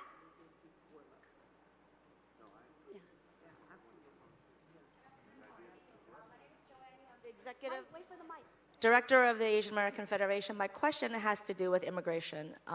Asian American community, as you know, is 70% immigrants. 95% of our kids have at least one parent who's an immigrant. And I actually heard something recently that was really disturbing. A lot of in mixed status families, when the undocumented parents work away from New York City, they've been picked up, and the parent who takes care of the child usually ends up reporting to the principals what happened afterwards. So I think we really do need to start having these town halls and community education sessions about immigration and their rights. Frequently, especially in immigrant enclaves, I think we talk about sanctuary cities, which creates a lot of a false sense of security for a lot of people. So what are the opportunities to use avenues like the DOE and the schools to be able to hold some of these town halls? We believe in that. You raised a couple of really important points, and then I want my colleague from our Office of Immigrant Affairs to speak as well. Okay. The fear that's been created is immense, and it's consistent. It's everywhere. The fear is much greater than what we're actually physically seeing. Thank God. In other words, there are definitely been some deportations, but nowhere near as much as people have been fearing, and I think the fear has taken over at this point. On the question of whether there's a quote-unquote false sense of security, I would only reflect what I've heard, and you can speak to what you guys have heard in the Immigrant Affairs Office. I don't think, in general, immigrants are interpreting the concept of sanctuary city as meaning there are no other concerns.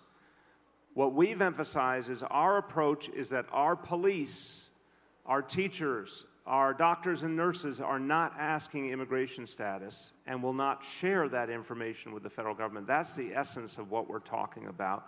And that we do not allow immigration agents to walk in to our schools, our hospitals, et cetera.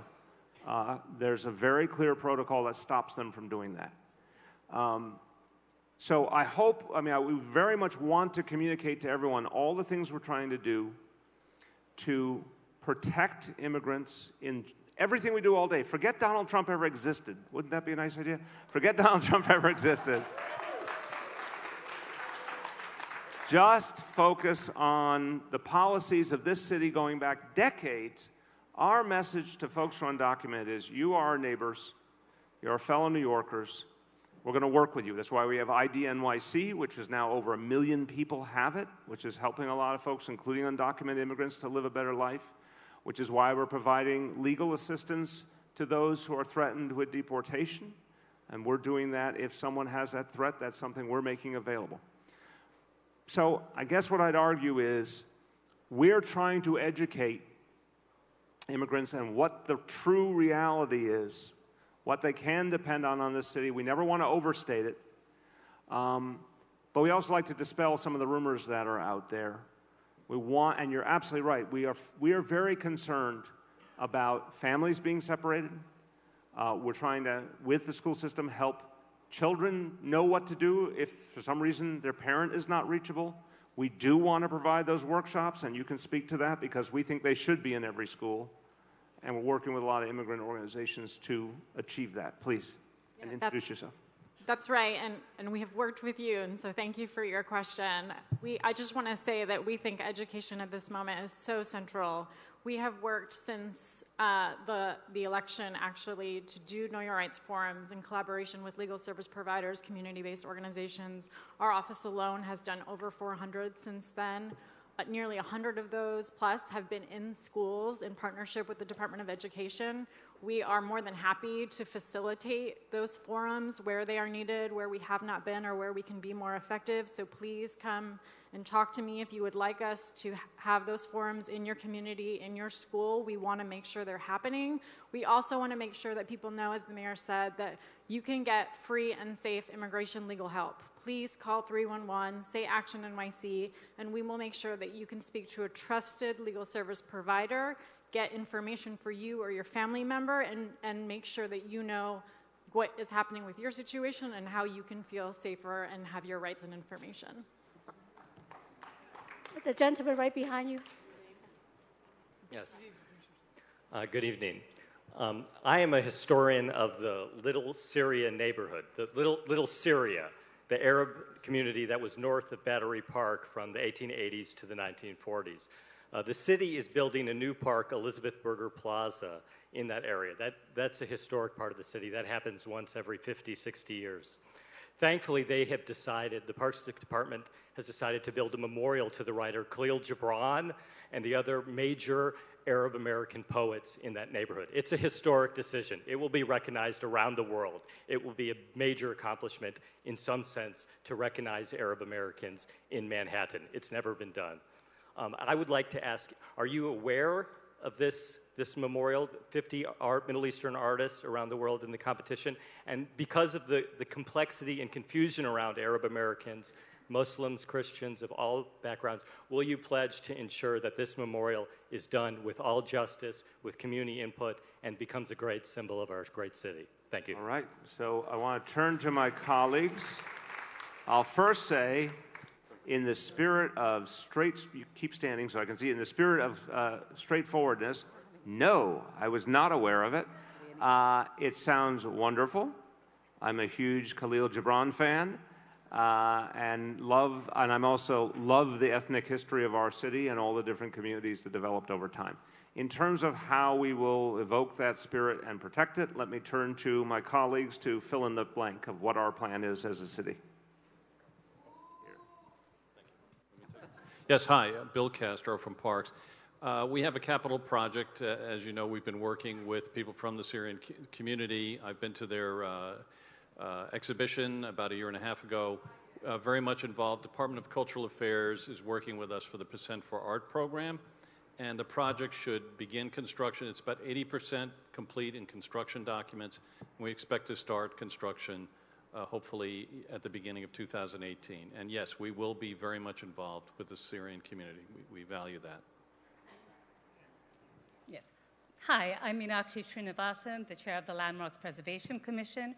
We've looked at that area as well, and in fact, we've designated St. George Church, which speaks to the Syrian community in the area. So from a preservation standpoint, we've identified a building that we think celebrates the culture of the community.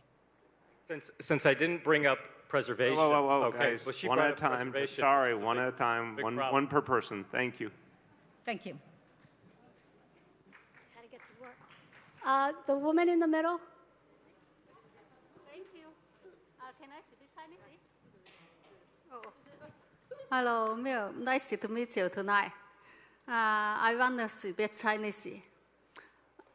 我有個仔係自閉症，即係而家我哋身邊好多自閉症嘅細路仔嘅父親。She has a child with special needs, and there are a lot of kids here with special needs.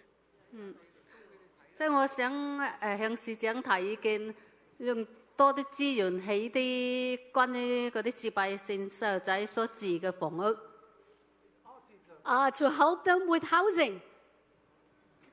Because a lot of them are now grown, they're independent. They need support housing. 因為我哋做父母嘅將來老啊，冇辦法照顧啲細路仔，所以好想市長撥啲資源啊，起多啲屋間啦，嗰啲細路仔住，我哋做父母嘅放心。She's a parent, and a lot of the parents are very concerned because as they grow older, they worry who's going to be around to help take care of their children, because they will always be their children. So they want the city to build more supportive housing so that their child can live independently. Thank you. Thank you. Thank you. Thank you very much. Well, thank you. Thank you for advocating for your child and for all the children here. You know, as I said, we are building a lot of housing, a lot of affordable housing for people with disabilities, but what we're talking about here, as you say, is supportive housing with additional services attached. And so here they are. I do not know enough about the current approach, so I want you both to talk about it. So let me just say, first of all, for those who don't know, that the mayor's commitment to supportive housing is to provide 15,000 units That's more than it's been provided with all of the prior supportive housing plans, New York 1, 2, 3. We're getting the first 500 plus units up this summer into the fall. And between HPD and the Department of Social Services, we're beginning to move forward with these units. We convened at the mayor's request a panel of experts to really focus on priorities. And the highest priority is to develop what we're calling a vulnerability index to make sure that this very precious resource is very well targeted. The approach combines renting individual apartments and providing services with actual full construction. We can follow up with you afterwards to see what the route may be or not be for your family or other families in terms of what our eligibility process is going to be.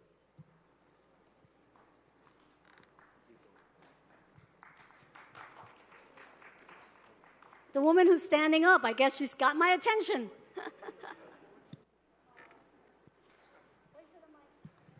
First of all, I want to thank the mayor and the chairwoman of NYCHA for my gas pipes. The other administration held us hostage to the point that I actually had 2 buildings that could have been a 2nd Avenue or Harlem. So I thank you for the lives of my residents. And now I'm going to ask you for something. I'm going to ask you for now. That was very subtle. I like that. You went from the thank you to the ask in less than 30 seconds. Go ahead. Okay, so now what I need is water, the pipes inside my buildings. You're doing the outside, but I need all my pipes in my development to be upgraded and changed because it's causing mildew, it's causing leaks, and it's not because my manager and my superintendent are not top of it, thank God for them, but you know, it's 65 years old, like me, and I'm falling apart, literally, okay? And so are our apartments, and we have a lot of seniors, and especially the seniors, they don't like to complain and stuff, but it's affecting their health. Yeah, I appreciate it very much because especially anything like mold and mildew are real health issues, particularly anyone who's got a respiratory problem.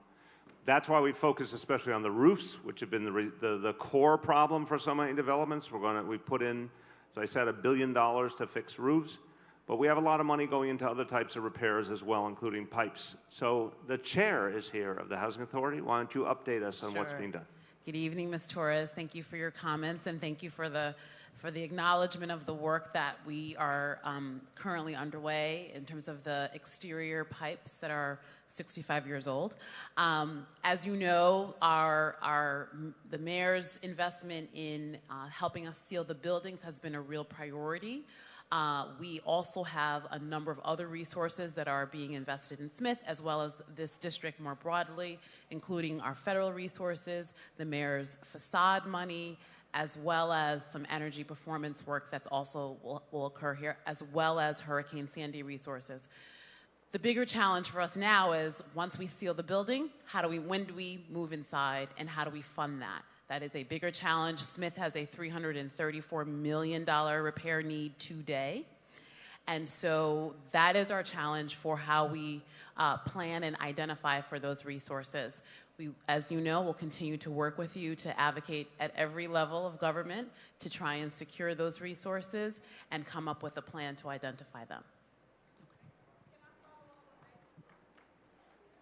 Sure. Mike? Second question. Hello. Hi, Shola. I am also a NYCHA resident and leader. My question, actually I have several questions, and I know I'm only entitled to one, right? So I would like to preface this by inviting you to potentially have a separate meeting. CCOP, this administration has not met with CCOP, which is unusual. So I would love Tell us what that stands for. City Council of Presidents. Ah, now I know what you mean. Yes. So is that your question? No. My question is more involved with the affordable housing. You keep emphasizing that you are very happy with the pace you're going with the affordable housing. I don't want to say I beg to differ. I would say that I have some concerns because as a NYCHA resident, I know firsthand, your NYCHA portfolio is huge. We're larger than this, Boston. Yet we are having internal struggles with the people that are living in housing at this current moment being able to pay their rent.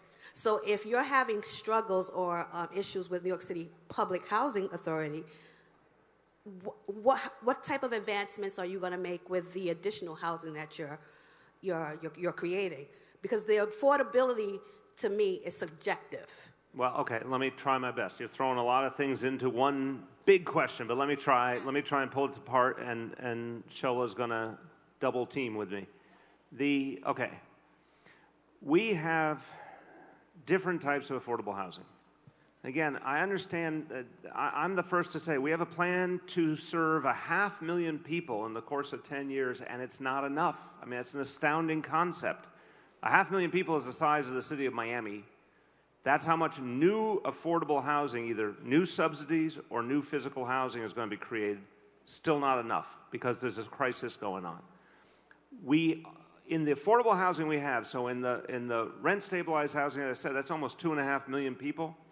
We control what happens in terms of those rent increases, and we obviously have created more fairness now, so those rent increases have been very low in recent years. In NYCHA, we have protected NYCHA, and we're reworking NYCHA's finances so it will be stable for the long term. In different types of housing, there's different standards. So, for example, if you're in our housing that's preserved, you get a subsidy, you pay no more than 1/3 of whatever income you have in rent. That's just a given. You pay no more than 1/3 of whatever income you have. Shola, explain the NYCHA standard so I'm clear. So for public housing residents, the current law, and I qualify this by saying the current law or rule, is that residents pay no more than 30% of their total household income.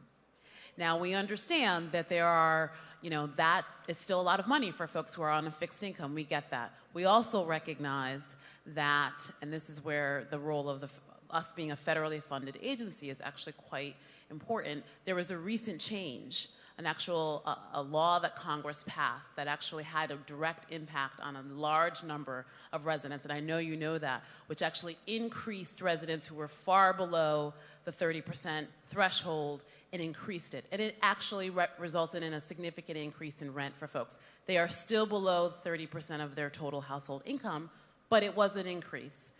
We advocated with the mayor's support very forcefully for that law to go in over a longer period of time so that it wouldn't actually be such a shock to families. We obviously will work with families who are having financial challenges with our partners at the Office of Economic Opportunity, HRA, and others if there are issues in terms of actually paying for the rent. The second thing is, we are the most affordable housing in the city. And with this mayor's support and leadership, we aim to keep it that way. And so through the investment in our buildings and a myriad of other ways, we are working to preserve, as you said, the largest affordable housing source in the city. So to conclude, it's a big, complex question, but to conclude it, anyone can critique the pace and anyone can critique what people's rent is. We are trying to reach the most people possible. It's a very simple equation from our point of view. We're trying to reach the most people possible who need affordable housing. Is the rent for everyone absolutely their ideal? No, I'm not going to pretend that. But the notion is to protect NYCHA, protect those 2.5 million people who are rent stabilized, and build and subsidize another 500,000. That total impact, again, about 3.5 million people who would be protected in one form or another. And we do think with the money we have, that's what we believe is the maximum of what we can do right now. Oh, we got to go around. Thank you. We got to go around and give everybody a chance, so I'm trying to. Hi, my name is Gladys. And according to several reports, the city has been underreporting bullying in schools for years. Now, I'm working on a program to help reduce bullying, and I realized that, my efforts alone or the efforts of several organizations are not just gonna do it. So I am wondering, besides not only the underreporting, but also like what is the city doing to reduce the actual bullying, not only the reporting? So I'll just start as a parent before turning to the Deputy Chancellor. And look, we want everyone to report bullying. We want students to report it. We want parents to report it. We do not tolerate it. We want to be very aggressive about intervening. So I'm saying to you and to any other parents, if you feel that bullying is not being handled properly by your school, we need to know about it, the mayor's office and the leadership of the Department of Education, because we do not want it swept under the rug. We do want it dealt with in a very forceful manner. Why don't you speak to the Thank you, Mr. specifics? Mayor. He's absolutely right. I'll get your school in a little bit, but we do have a respect for all policy in all of our schools. There should be a plan, and everything should be documented. If this is not happening, we really need to know, but we want to make sure there's a lot of training going on in schools for teachers, for staff members, for students as well, and we address this. We want to know about this. This should not be swept under the rug. It's a very delicate situation, and I don't know sometimes children are afraid to say something, but the parents need to tell us, and their colleagues and their friends and their peers need to tell us, so we need to know. So I'll get your information from your school, and we'll deal with that. Thank you for that. Okay, we're gonna go, the woman in the back, all the way in the back. Hi, my name is Che. I just had my first child, and I live in the Land's End, Two Bridges neighborhood. And I've been here. I've never been to a city council meeting before, but I'm here now, and I'm listening to you guys talk The about. microphone closer. Oh, sorry. Hi. Better? Okay. I'm listening to you talk about luck and all these things that you can do to have more affordable housing. And I just had my first baby, and my fiance grew up in the Lower East Side. He's lived in the Lower East Side for 35 years. His brothers and sisters, his friends, his mother, his grandmother, all in that neighborhood, in that building, actually. They've lived in that building for 24 years. And these buildings, these Extel buildings that are supposed to be going up, that's gonna displace us. And I'm just wondering, I hear you guys talking about affordable housing and stuff like that, but it's $60,000. We don't make that much money. So what do we do? How do we stay in our neighborhood, or do we just have to leave our neighborhood? No, I don't think it's what we've been trying to talk about in different places in the evening, but I'll summarize it. And congratulations, first of all, on your baby. Thank you very much. Enjoy your baby until he or she turns into a teenager. Yeah. Speaking from experience, okay? Again, city of 8.5 million people. Right. So a very simple oversimplification, but it makes the point. Between the 2.5 million people in rent-stabilized housing, I don't know if you're in rent-stabilized housing, which is where there are specific guidelines on how much the rent can go up. Yeah. Okay, rent-stabilized tenants have real protections. That notion of displacement, I'm not for a moment missing why people feel it and why in some cases it happens, but if you're in some kind of housing that comes with guarantees, then displacement doesn't happen. So no one's displacing the 400,000 people in the housing authority.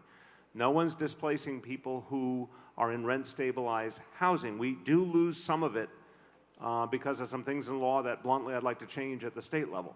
But in essence, if you're in rent-stabilized housing, you have real guarantees, and what matters is the city controls how much the increases in your rent could be each year. Again, for the last 2 years, there's been a rent freeze, so there's not been a rent increase. And then for folks in the new affordable housing programs we're talking about, they're either getting a subsidy to stay in their apartment or they're getting new affordable housing. That's another 500,000 people on top of all of that. Grand total about 3.5 million people. So there are people who are feeling the effects of the development pressures. If you're in a private market building with no affordable housing guarantees, no rules, that's the kind of building where you could have a problem for sure. Well, yeah, I mean, we live with my fiance's mother, and we're trying to move out, and we want to live in our neighborhood, but it doesn't seem like that's going to be possible because the buildings that are going up in our neighborhood, our studios starting at $1 million. Right, but listen, first of all, those are condos, obviously. The vast majority of people live, who are in apartments, live in rental apartments. Yeah. But it's those buildings going up is making the whole neighborhood more expensive. That's not the whole reality. I gotta be clear about it. No, but it is the reality because I'm right now actively trying to find a place to live for my child, myself, and my I'm saying fiance. respectfully, I'm not questioning to yours. you as well. I'm doing it right now. I'm trying I'm to not find a doubting place to your live, experience. I'm and talking. I can't do it. Not in my neighborhood. I'm not for a moment doubting your experience. I'm trying to answer your question. We're not going to do it back and forth. I'm just going to finish up. For sure. Trying to answer your question on what's happening in this neighborhood and in the city. When I say it's not entirely true, I'm not speaking about your life. I'm talking about everyone. That the price of housing, the cost of housing in neighborhoods has gone up where there is new development and where there isn't new development. This is the point I'm trying to get across. Look at neighborhoods that went through extreme housing cost increases all over the city. It was not always because there were big buildings put in. It was not because there were rezonings. Look at places like in Brooklyn, which I know very well, Prospect Heights and Bushwick and Bed-Stuy. It was not new development that made them more expensive neighborhoods. It was gentrification that made them more expensive neighborhoods. So we have to, I'm just trying to be careful that people don't see only one piece of the equation. People want to live in New York City. They didn't used to. This is the fact. I'm not making it up. 30 and 40 years ago, how many people in this room lived in this community over 30 years ago? Okay. Over 30 years ago, I think it's fair to say we did not have anything like this kind of gentrification program. True statement, right? 30 years ago, like for example, way back when I was going to NYU in the early 80s, and you go into the East Village or you go into the Lower East Side, there was not a gentrification scene. There were people who said, oh, it's too unsafe, we're not going to live there, right? Gentrification, bluntly, more safety, more economic development, overall, changed the reality in the city. Not just the shiny new buildings, all these other bigger trends. And now there's lots of people in the situation you're in, which I'm not belittling. It's a tough situation. You have a family starting out and you want to get your own place, and it's harder and harder and harder. But I understand why a lot of the anger is directed at the big new building, but the big new building is just a symptom of something that's been going on for a lot of time. And the way we are trying to address it is by protecting that 3 million people who are in affordable housing and adding another 500,000 people to the ranks of affordable housing. That's the mission that we're on. And then to provide the legal services if anyone is mistreated, if they're threatened with eviction or anything else that's illegal, to stop that by giving them a free lawyer. Those are the tools we actually have at our disposal in a city that's become more and more expensive.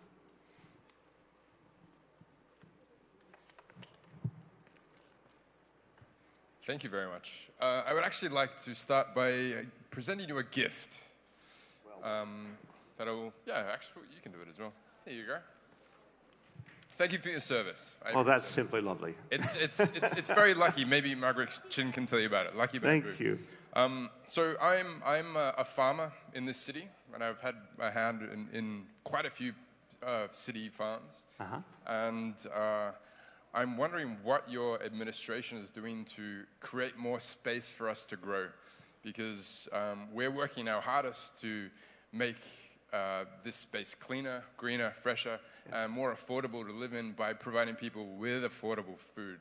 And I don't understand why there isn't a farm on every school, on every NYCHA building, in the basement of every new luxury apartment, just in the city. And New York City is leading the charge for most of the cities around the world, but it can do a lot more. And I'm wondering what we could do together as farmers and city administration to accelerate that growth. I like that question. I thank you.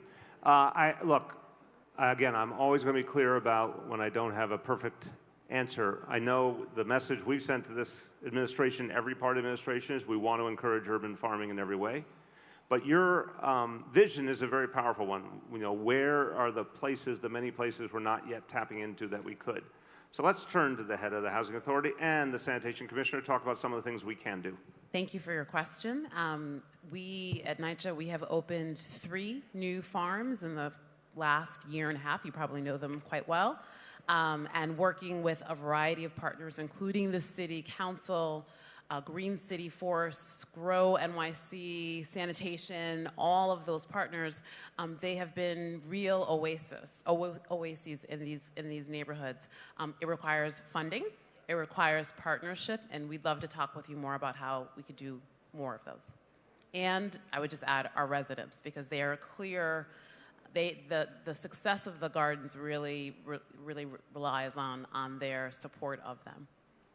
As you probably know, the New York City Department of Sanitation supports the compost project. So we support many of the farms across the city and are constantly looking for new sites to do more. It's part of our holistic closed loop around organic waste. So I am happy to chat with you further. We just had a new one open recently, and we're trying to always find opportunities, whether or not they're on rooftops like the Brooklyn Grange or on flat space. Thank you. The woman in the wheelchair? Yes. Hi. Sorry, but it's a little hard for me to move. I have been a victim of tenant predatory landlords for I don't know how long. So far, they've driven me into the hospital with a stroke. So how much further does he want to go? And I come out, and he's still after me. Where is it? Tell me where it is. 90 Elizabeth Street. 90 Elizabeth? Okay, Steve, come over. So what we want to do is make sure that you have, again, a lawyer from the city to defend your interests. And again, this is the whole concept. We've seen this all over the city. It's unacceptable. We're not going to allow landlords to harass people. We're not going to allow them to illegally evict people, and we want to provide the legal services to stop that. Go ahead. Go ahead. And in this neighborhood, there is no support for anyone with strokes.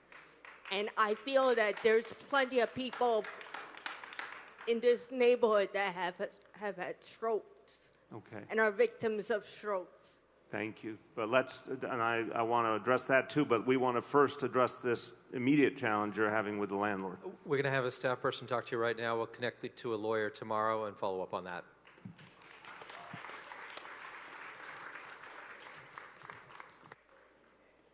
We have to give you her mic.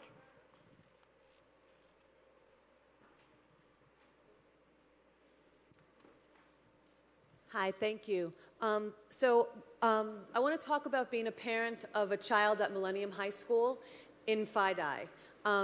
At the school, there are supposed to be 2 safety officers assigned at the front desk. And if you're familiar with Millennium High School, it's in an office building off of Broad Street. And so Millennium, I think, takes the 11th, 12th, and 13th floors. There's supposed to be 2 officers assigned. That's what's supposed to happen. But because there's always staffing issues, they don't always have 2. Millennium had been considered a safe school, so there were other schools that needed people. So when there was someone sick, there was training, whatever, we'd only have 1 safety agent. And in just this past year, there's been a shooting over on the Bowery with the vendors selling tickets. And also in the school itself, there was a bullying incident on social media. And had that occurred, nothing happened, thank goodness.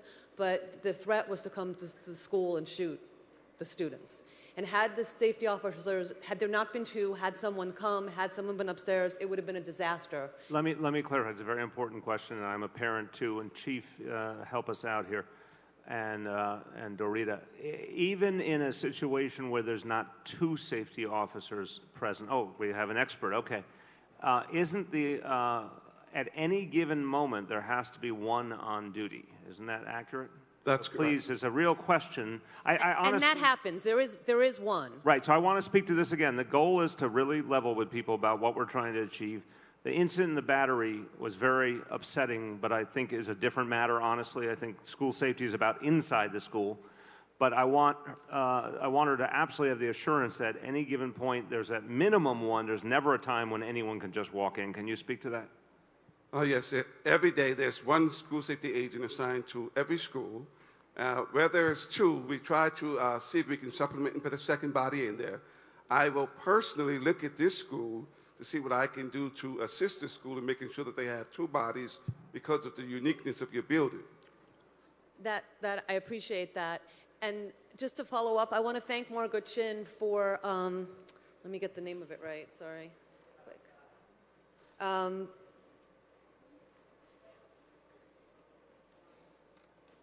I want to thank her because I think that she's gotten involved in trying to get the Division of School Safety Agents on board to notify the schools when there is a incident going on.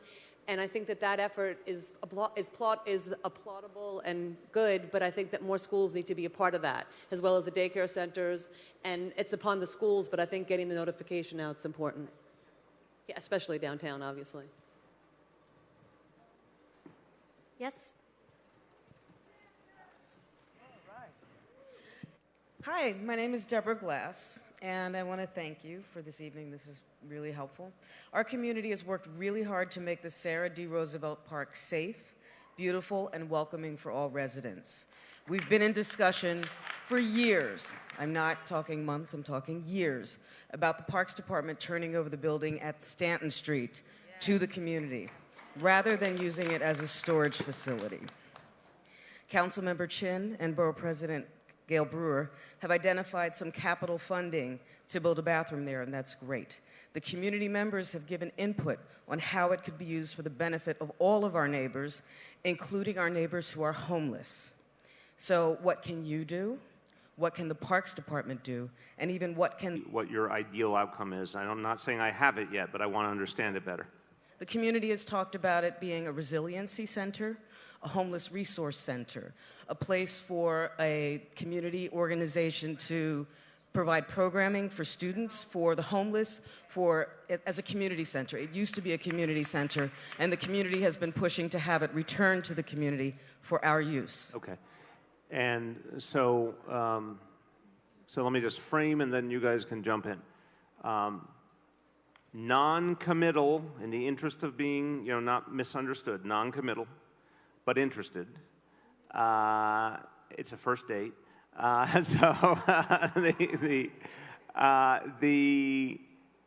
It stands to reason what you're saying, that if we could free it up, there's something very good about that. I think Parks is legitimately struggling to find an alternative location in a city and a borough that are getting more and more crowded all the time. So this is the challenge we're facing every day in everything we do. At a certain point, we are just running out of space. And obviously, we need the Parks Department to provide all the services it does for that park and for other parks. But I still get your point, and I'm still sympathetic. So I want to hear how we're doing it, looking if there is any alternative space, and then what you think about what could be done in terms of addressing homelessness through such a facility or otherwise. Yes, thank you, Mr. Mayor. Yes, we are looking to try and find a better space for the storehouse operation, which distributes the supplies on a 7-day-a-week basis for our park workers who are out there keeping the parks clean. We're very serious about it. It's not easy, as the mayor said, but we're very sincerely looking for this. We work with the community. We meet with them every month or two for years now about Sarah D. Roosevelt.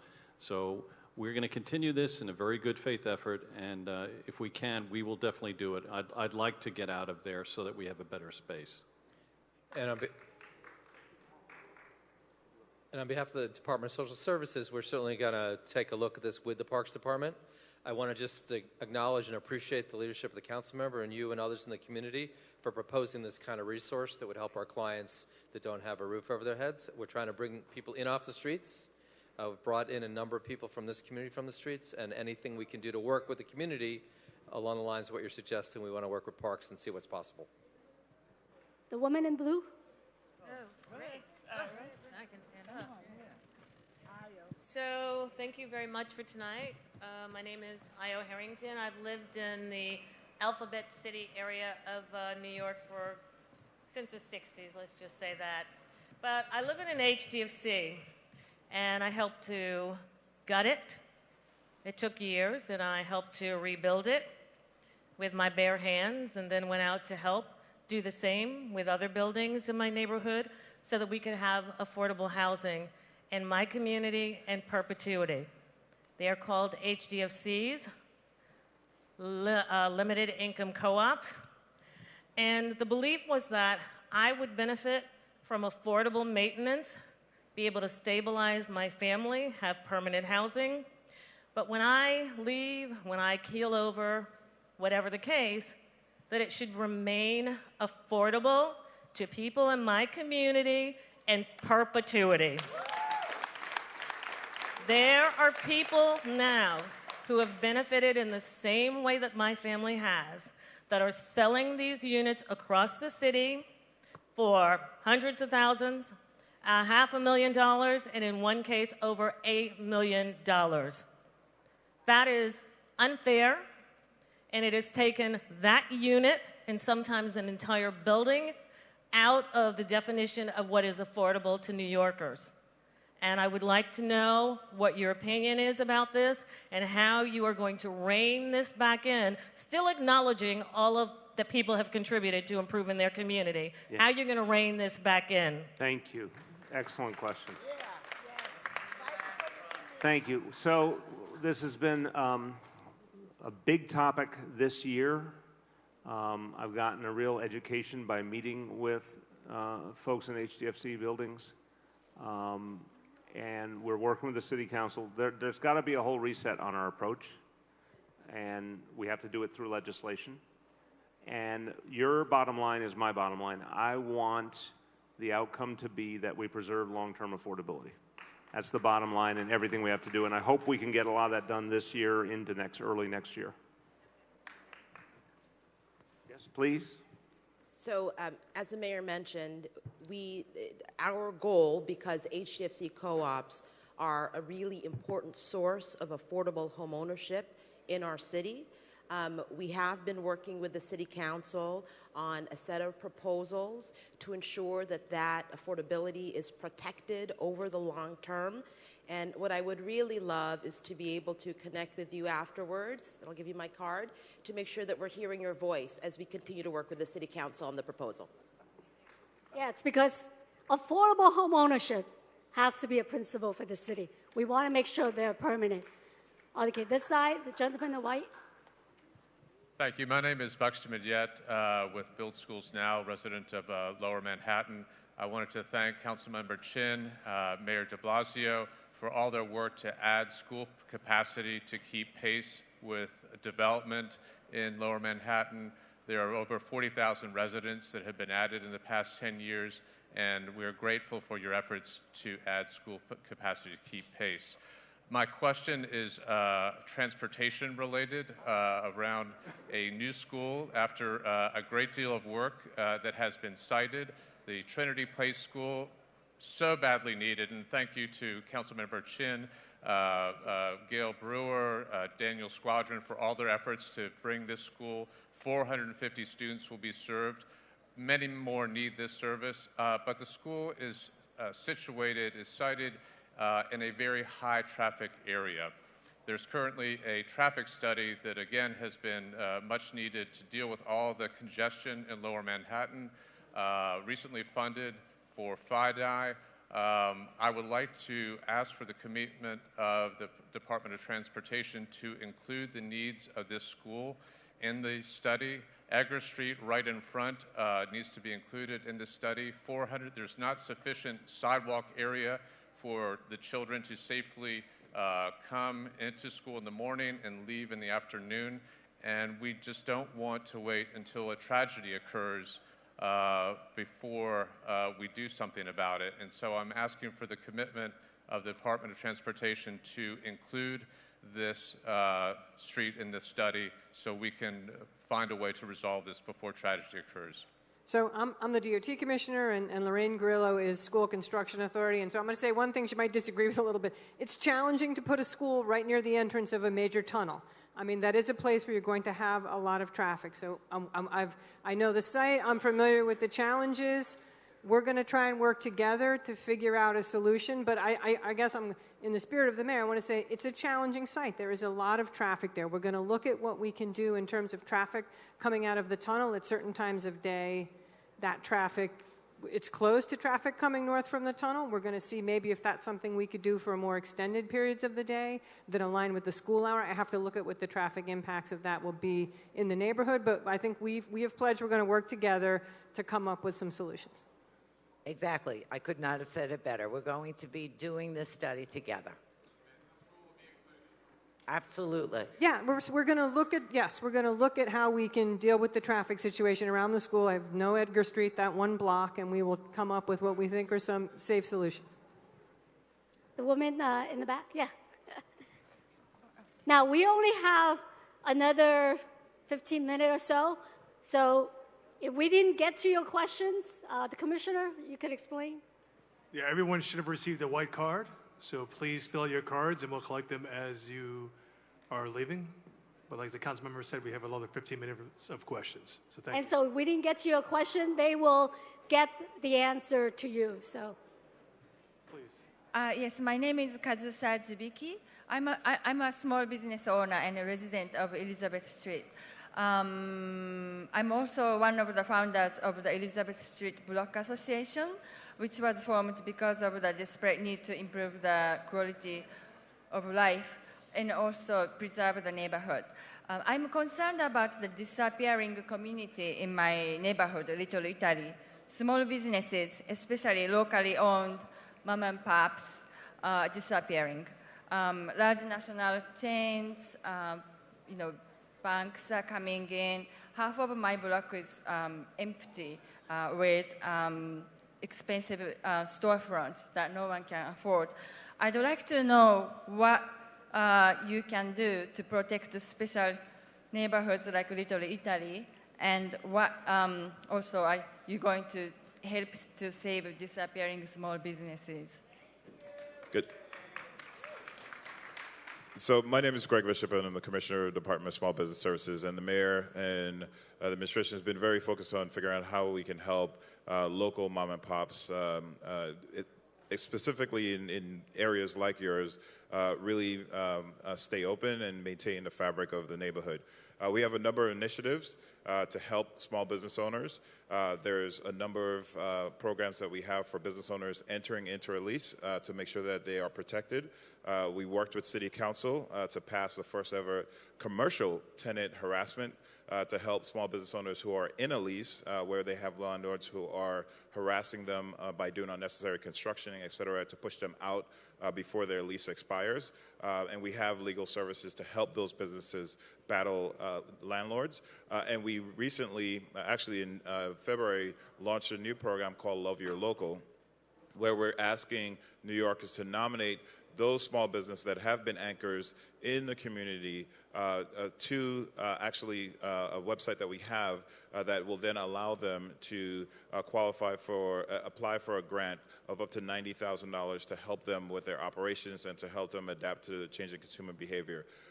Just to be, perfectly frank as well, landlords who hold on to empty space, certainly we try to figure out ways to encourage them to actually look at mom and pops, but certainly, that it is within their right to do that. But we want to make sure that we do everything possible to help the businesses that are actually operating right now. And I'll be happy to talk to you more about how I can help in that particular community. Follow-up question? Hi, I just have a follow-up question on the small businesses.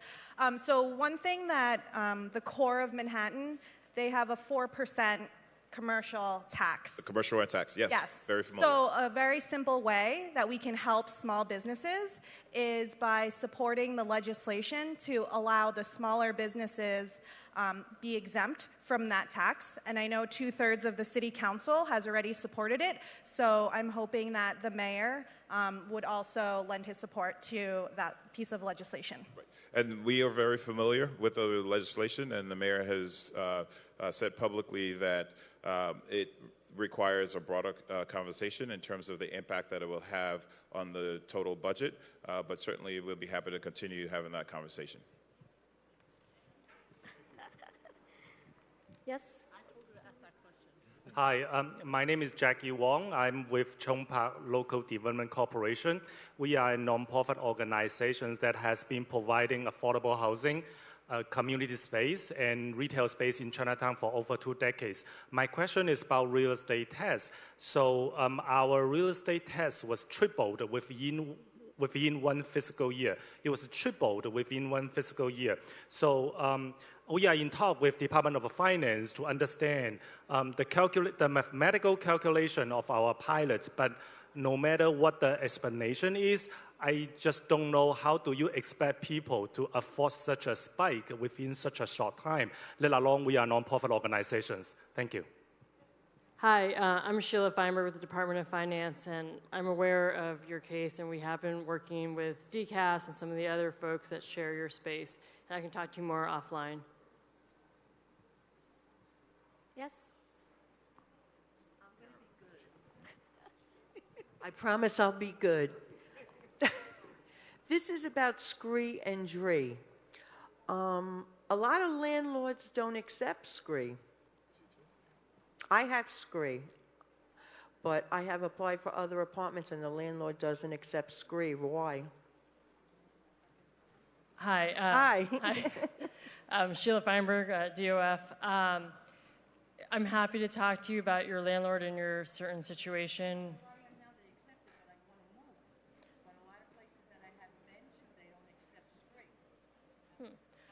They kind of have to, but we can talk about it. It also depends on your rent and what kind of housing you have, so we can talk more. Thank you. Sure. Gentleman in the back.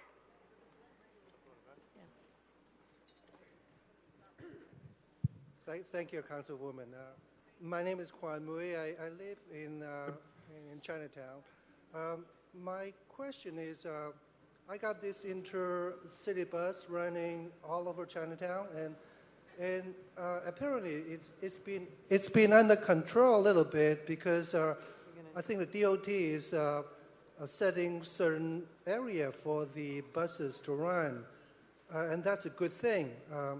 But there is another area I don't think DOT is doing and actually getting into it. That is.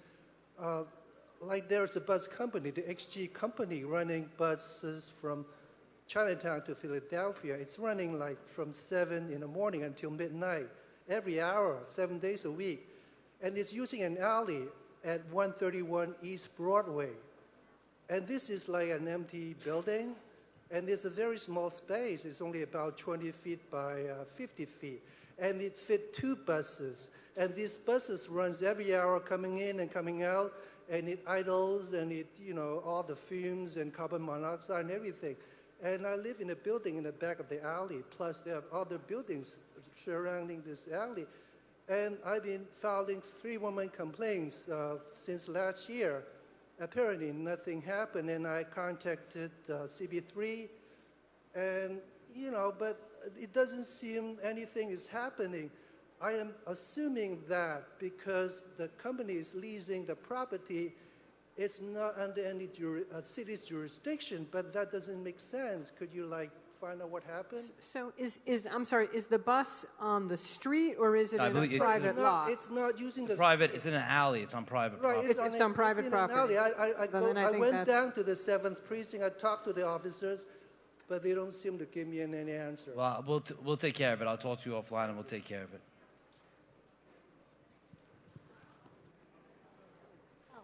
Okay. All right. Yeah, I'm the other guy in green. I'm the old guy in green. Jesus Christ. Come on, give me a break. And I'm really sorry that the guy that I've known for about 30 years left. Bill, where the hell did he go? I know where he went. There's a big issue with the schools, but that he might have a problem with. And I understand it. But this has to be answered directly by him. We have a community that's disappearing. Nothing here happened yesterday. The commissioners, you're all good people, but you dropped the ball on a lot of this. This happened under the previous administration, the administration before that. Bloomberg created the traffic jam up on Grand Street. So that's about 8 years ago. Surprise, there's gambling here. I'm sorry, but we really need, and this is what I wanted to ask the mayor, because a commissioner can't do this. We need a special task force in this community from community residents, people in this community that knew the hell this was going on. We had meetings all the time. They knew this stuff was going on.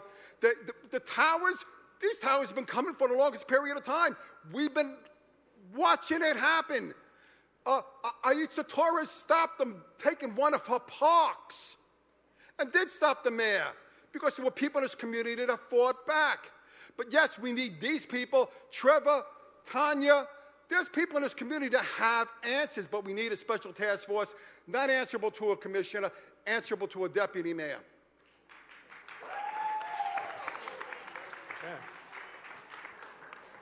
Thank you. You want to answer that? Anybody want to answer that? Oh. I'll wait.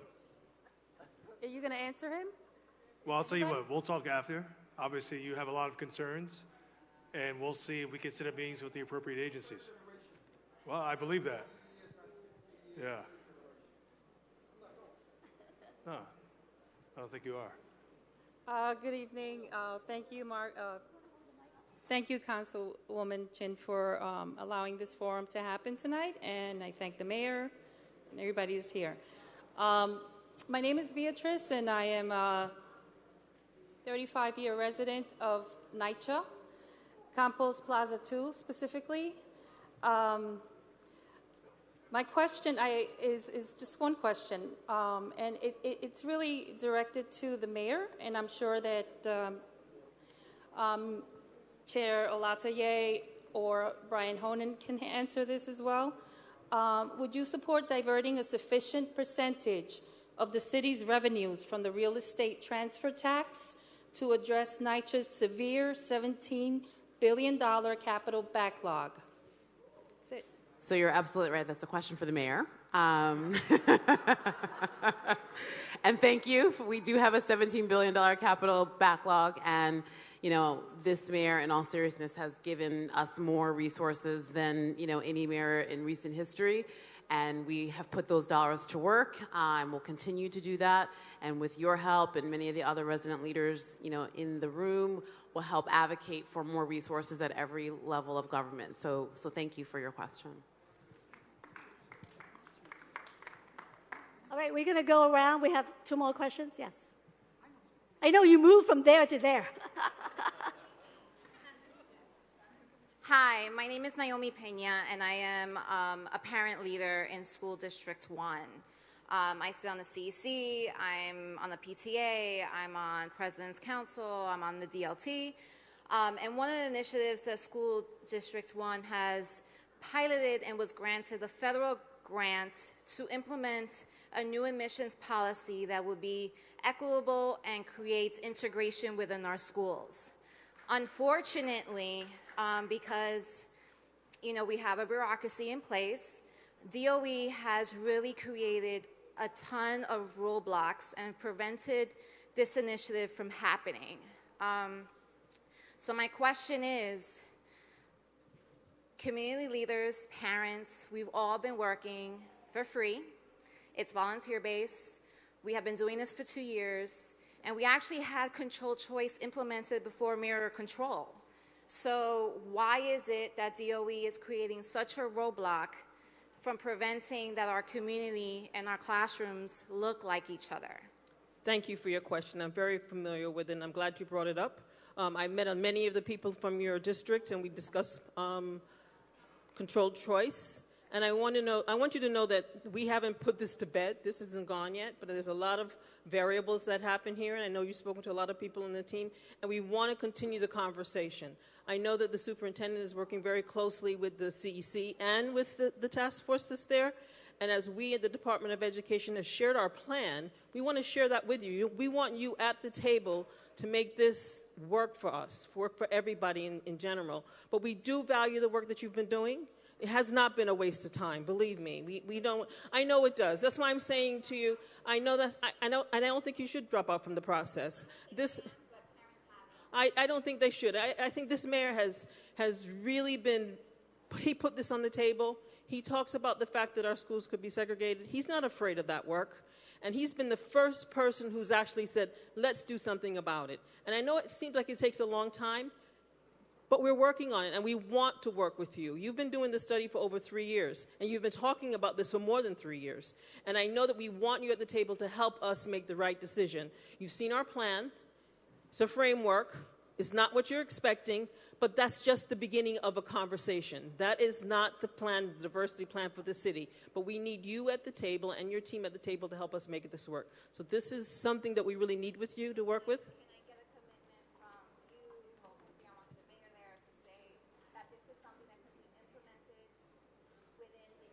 We want to implement this for the school year 2018-2019. That is the plan. So that's not this September coming, but it's for the following September. But what you know, and the rest of the people here may not know, is that you have 5 schools in your district that have a pilot going. And we want to look at that, and we want that to be a part of it as well. And if other schools want to join in on that, we'll work with enrollment to do that. So this is something we want to do with you. We want to do it well in District 1 because you're at the table, but we also really wanted a citywide initiative to go out. So thank you for your question. Yep, I'll be here. Hi, I have a question Okay, to ma'am, New York City ma'am. Department of City Planning. So, ma'am, you were not called on? What? It's a town There's hall we meeting. I have can't have rules a on question. here. The council member has to call on you. You were not called on. You have to give the mic back. I We have just rules have a here. question to ask about minor modifications. Ma'am. Really? Everybody's waiting. Wow. Sorry, we have rules here. Council member, please. Really? They're not going to let me ask my question? Thank you. My name is Emily Hellstrom, and I would like to ask the mayor something. Unfortunately, he's out of the room, and I understand that it's important, so I please ask you to convey this to him. And I'd like to ask why he continues to state that Elizabeth Street Garden was promised as affordable housing, when really, ages ago, it was a school, and then it was promised in a 1981 deal to produce Section 8 housing at 21 Spring as an open recreation space for the community. It was only promised as affordable housing in a secret side deal related to Essex Crossing in Community Board 3, when the space itself is in Community Board 2. No phone call was made, no email was not given the courtesy to Community Board 2 to ask about that space. Meanwhile, 388 Hudson, which is a gravel-strewn lot, was promised as parkland over 10 years ago. Why is the mayor honoring one supposed history that is not true while ignoring a truthful other history, especially when cutting the garden in half will destroy it with a complete shade and lack of space for the community? I think the mayor answered that question earlier. So. He did not answer that question. He didn't. My name is Harriet Cohn. I'm from the Seward Park Area Redevelopment Coalition. We talked earlier about subsidies. I want to mention, and if there's anything that the Transportation Department can do, we have this huge development going up on, 8 sites on Delancey and Essex. There's 1,000 new apartments. There's a market line, a supermarket, etc. We do not have an elevator or a true escalator at the subway station there. It's going to be inundated, plus with the L train stopping for a while, people are going to be coming, into that station also. There are 84 steps down from the street down to the platform, and then if you're going on the J or the M or the Z, you have to walk up 2 more flights. So the city is working with the MTA on looking at some of the key subway locations to do upgrades. That's one of them. So we are aware there's a lot of development coming in there. We don't run the MTA, but the city has put some money into work on some of those stations. So understood. No, we recognize that's when we're going to see a lot of growth in terms of passengers. Woman in the front. Thank you. Hi, I wish the mayor was here, but thank you, Woman Chin. This is for DOB as well as everyone. I'm a Soho resident of close to 40 years. I live in a building with 8 families, and we pay a tax bill of $180,000 annually. The quality of life has changed in the last 7 to 10 years due to large retailers illegally leasing oversized spaces, tipping the balance from when residents coexisted with retailers to the reality of today, never getting a full night's sleep due to nighttime deliveries and trash pickups. To demonstrate that you respect the value of our residents and our unique mixed-use neighborhood, who pay millions of dollars in city taxes and don't want to see our property values going down, nor our quality of life diminished, my question is, what can we expect you to do about DOB enforcing our M1-5 retail zoning laws? Thank you. Thank you. So I can say that we have responded to your concerns and the council members' concerns about the large retail shops that have evolved over the years. And we've taken the list that we've been provided and conducted massive amounts of inspections through the neighborhood. We've issued 5 violations to 5 different large stores that are violating the 10,000 square foot limitation. Those hearings have not been completed yet in terms of the adjudication, but what I can say what we're doing right now is I am stopping a policy that the department is interpreting the language of the zoning resolution that would allow different floors to be exempt from the 10,000 square feet. So we're stopping that right now, and we are also engaging with city planning to try to improve the language of the restrictions for 10,000 square feet. I believe that's mostly what you're referring to. It's complicated language, it's outdated, and we need to improve it so that we can do a much better interpretation and enforcement. I realize that it's very frustrating. Believe me, it's frustrating for us as well. Thank you. That's good. All right, we got to go around. Thank you, Commissioner. Hello, my name's Anthony Fair, and I've been a resident in the neighborhood for 37 years. And I wonder what the administration's policy is in regards to restaurants that close their gates after normal operating hours, but continue to stay open as an after-hours club. We have one that's around the corner from here on Stanton Street, and the owners of the restaurant continued after working hours, and they do nothing whatsoever to quell the enormous amount of sound and the inconvenience and diminishing the quality of life of the tenants of our building.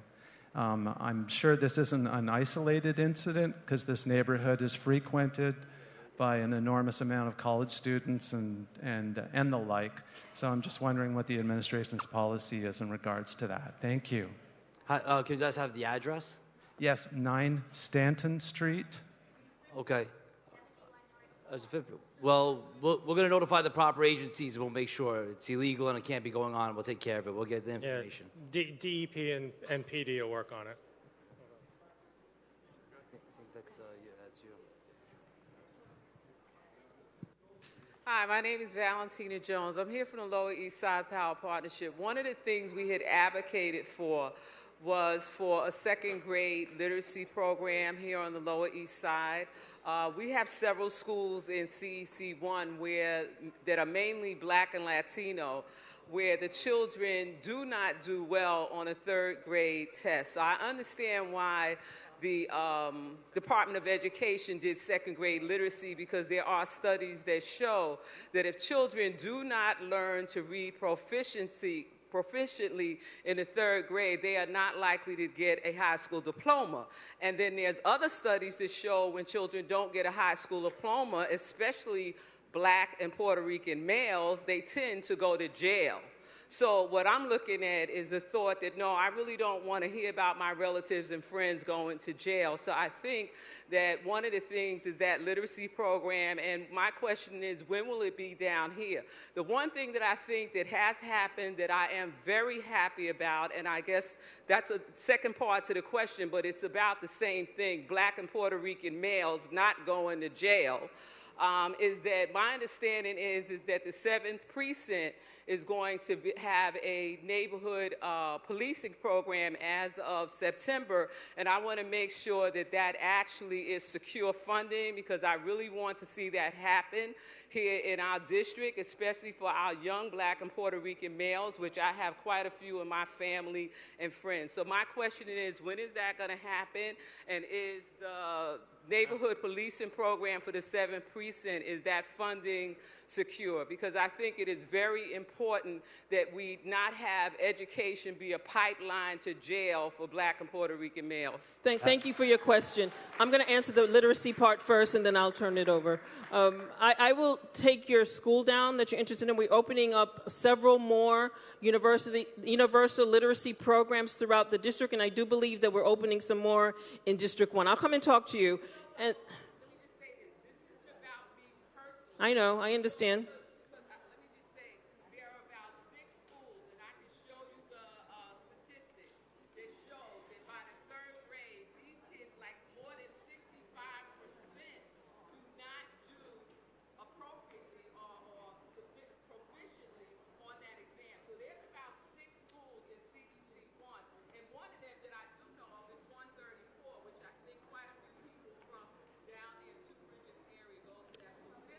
I understand, and I'll talk to your superintendent about that, but I also want you to know that we're opening up more universal literacy programs also in District 1, so we'll make sure that that happens. That's what I was saying. Thank you. This for September, yes. We've already identified teachers and we've already started the training. Okay? Yes. Okay, thank you. And to answer your question, the 7th Precinct is going into the NCO program starting September 17th. We're very excited about it. It's a program that's going to put the police department and the community closer together, programs with the inner city children, people of all races, and I think it's a great thing for the department and the community, and we're excited about it. And you helped out, because I know you did a petition to the police commissioner, and I appreciate it. Thank you. I'll talk to you offline. I'm not really sure about the funding aspect of it, but we'll look into it.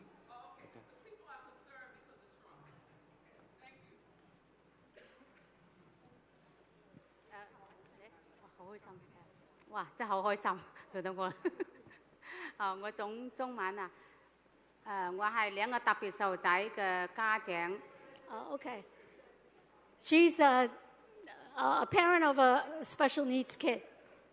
我好開心，Excel 嘅 program 咧，俾好多活動，嗰啲細路仔學好多嘢。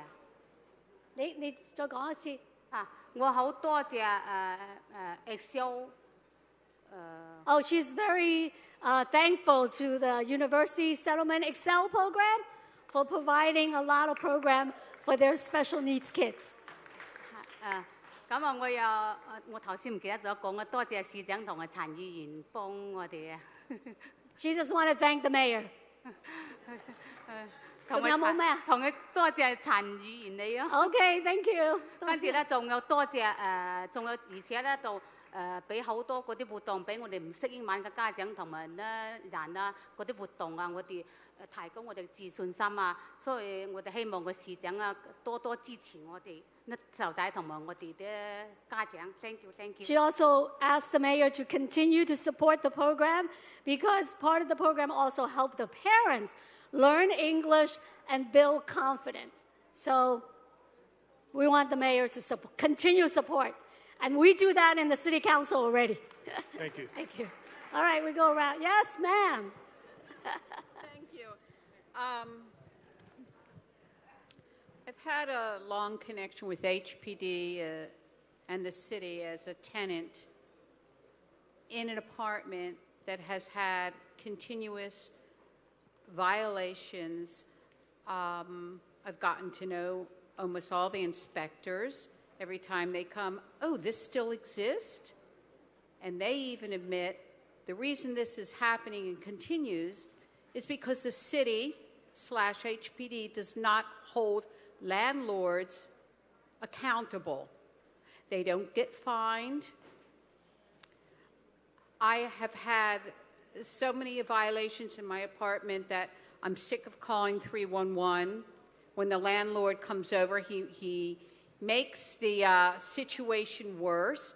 Last night, I could not access my fire escape. I tried to open the window so I wouldn't have to use the fan right on me where I was working, and I couldn't open the window.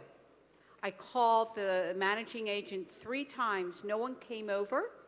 They didn't even call me this morning. Thank God, one of my neighbors, I have a very sparsely populated building, help open the window. That's just one of many examples. I have holes.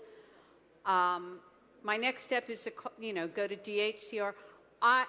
You may say, which the public advocate or the borough president has said before, oh, you can take your landlord to court. I went to court with my landlord. It brought on a disability. I got MS. Why should a senior, especially a senior with a disability, be forced to go to court, go through that emotional and physical upheaval, instead of a $1 billion agency of the city called HPD, hundreds of people doing nothing or not held accountable? This is a BS agency. They should either be closed down or be required to hold our landlords and managing agents accountable. My landlord is a billionaire developer. Okay, ma'am, if you can let the Commissioner of HPD answer your question. Thank you for your comments. We take the mission of our organization to hold landlords accountable, enforce the law very, very seriously. I regret that you have not had good experiences thus far. What I can say is I will make sure that, and we have the head of the entire code enforcement department here with us tonight. We will make sure that we look into the building again and use every tool that we have, and there are a number of different levers that we have to find a way to help. Thank you, Maria. Ladies and gentlemen, we're going to end our town hall, but our agencies and commissioners are going to remain here to answer your individual questions. Thank you so much for your patience and your time. Council member, thank you so much. Everyone have a safe walk or ride home. Thank you.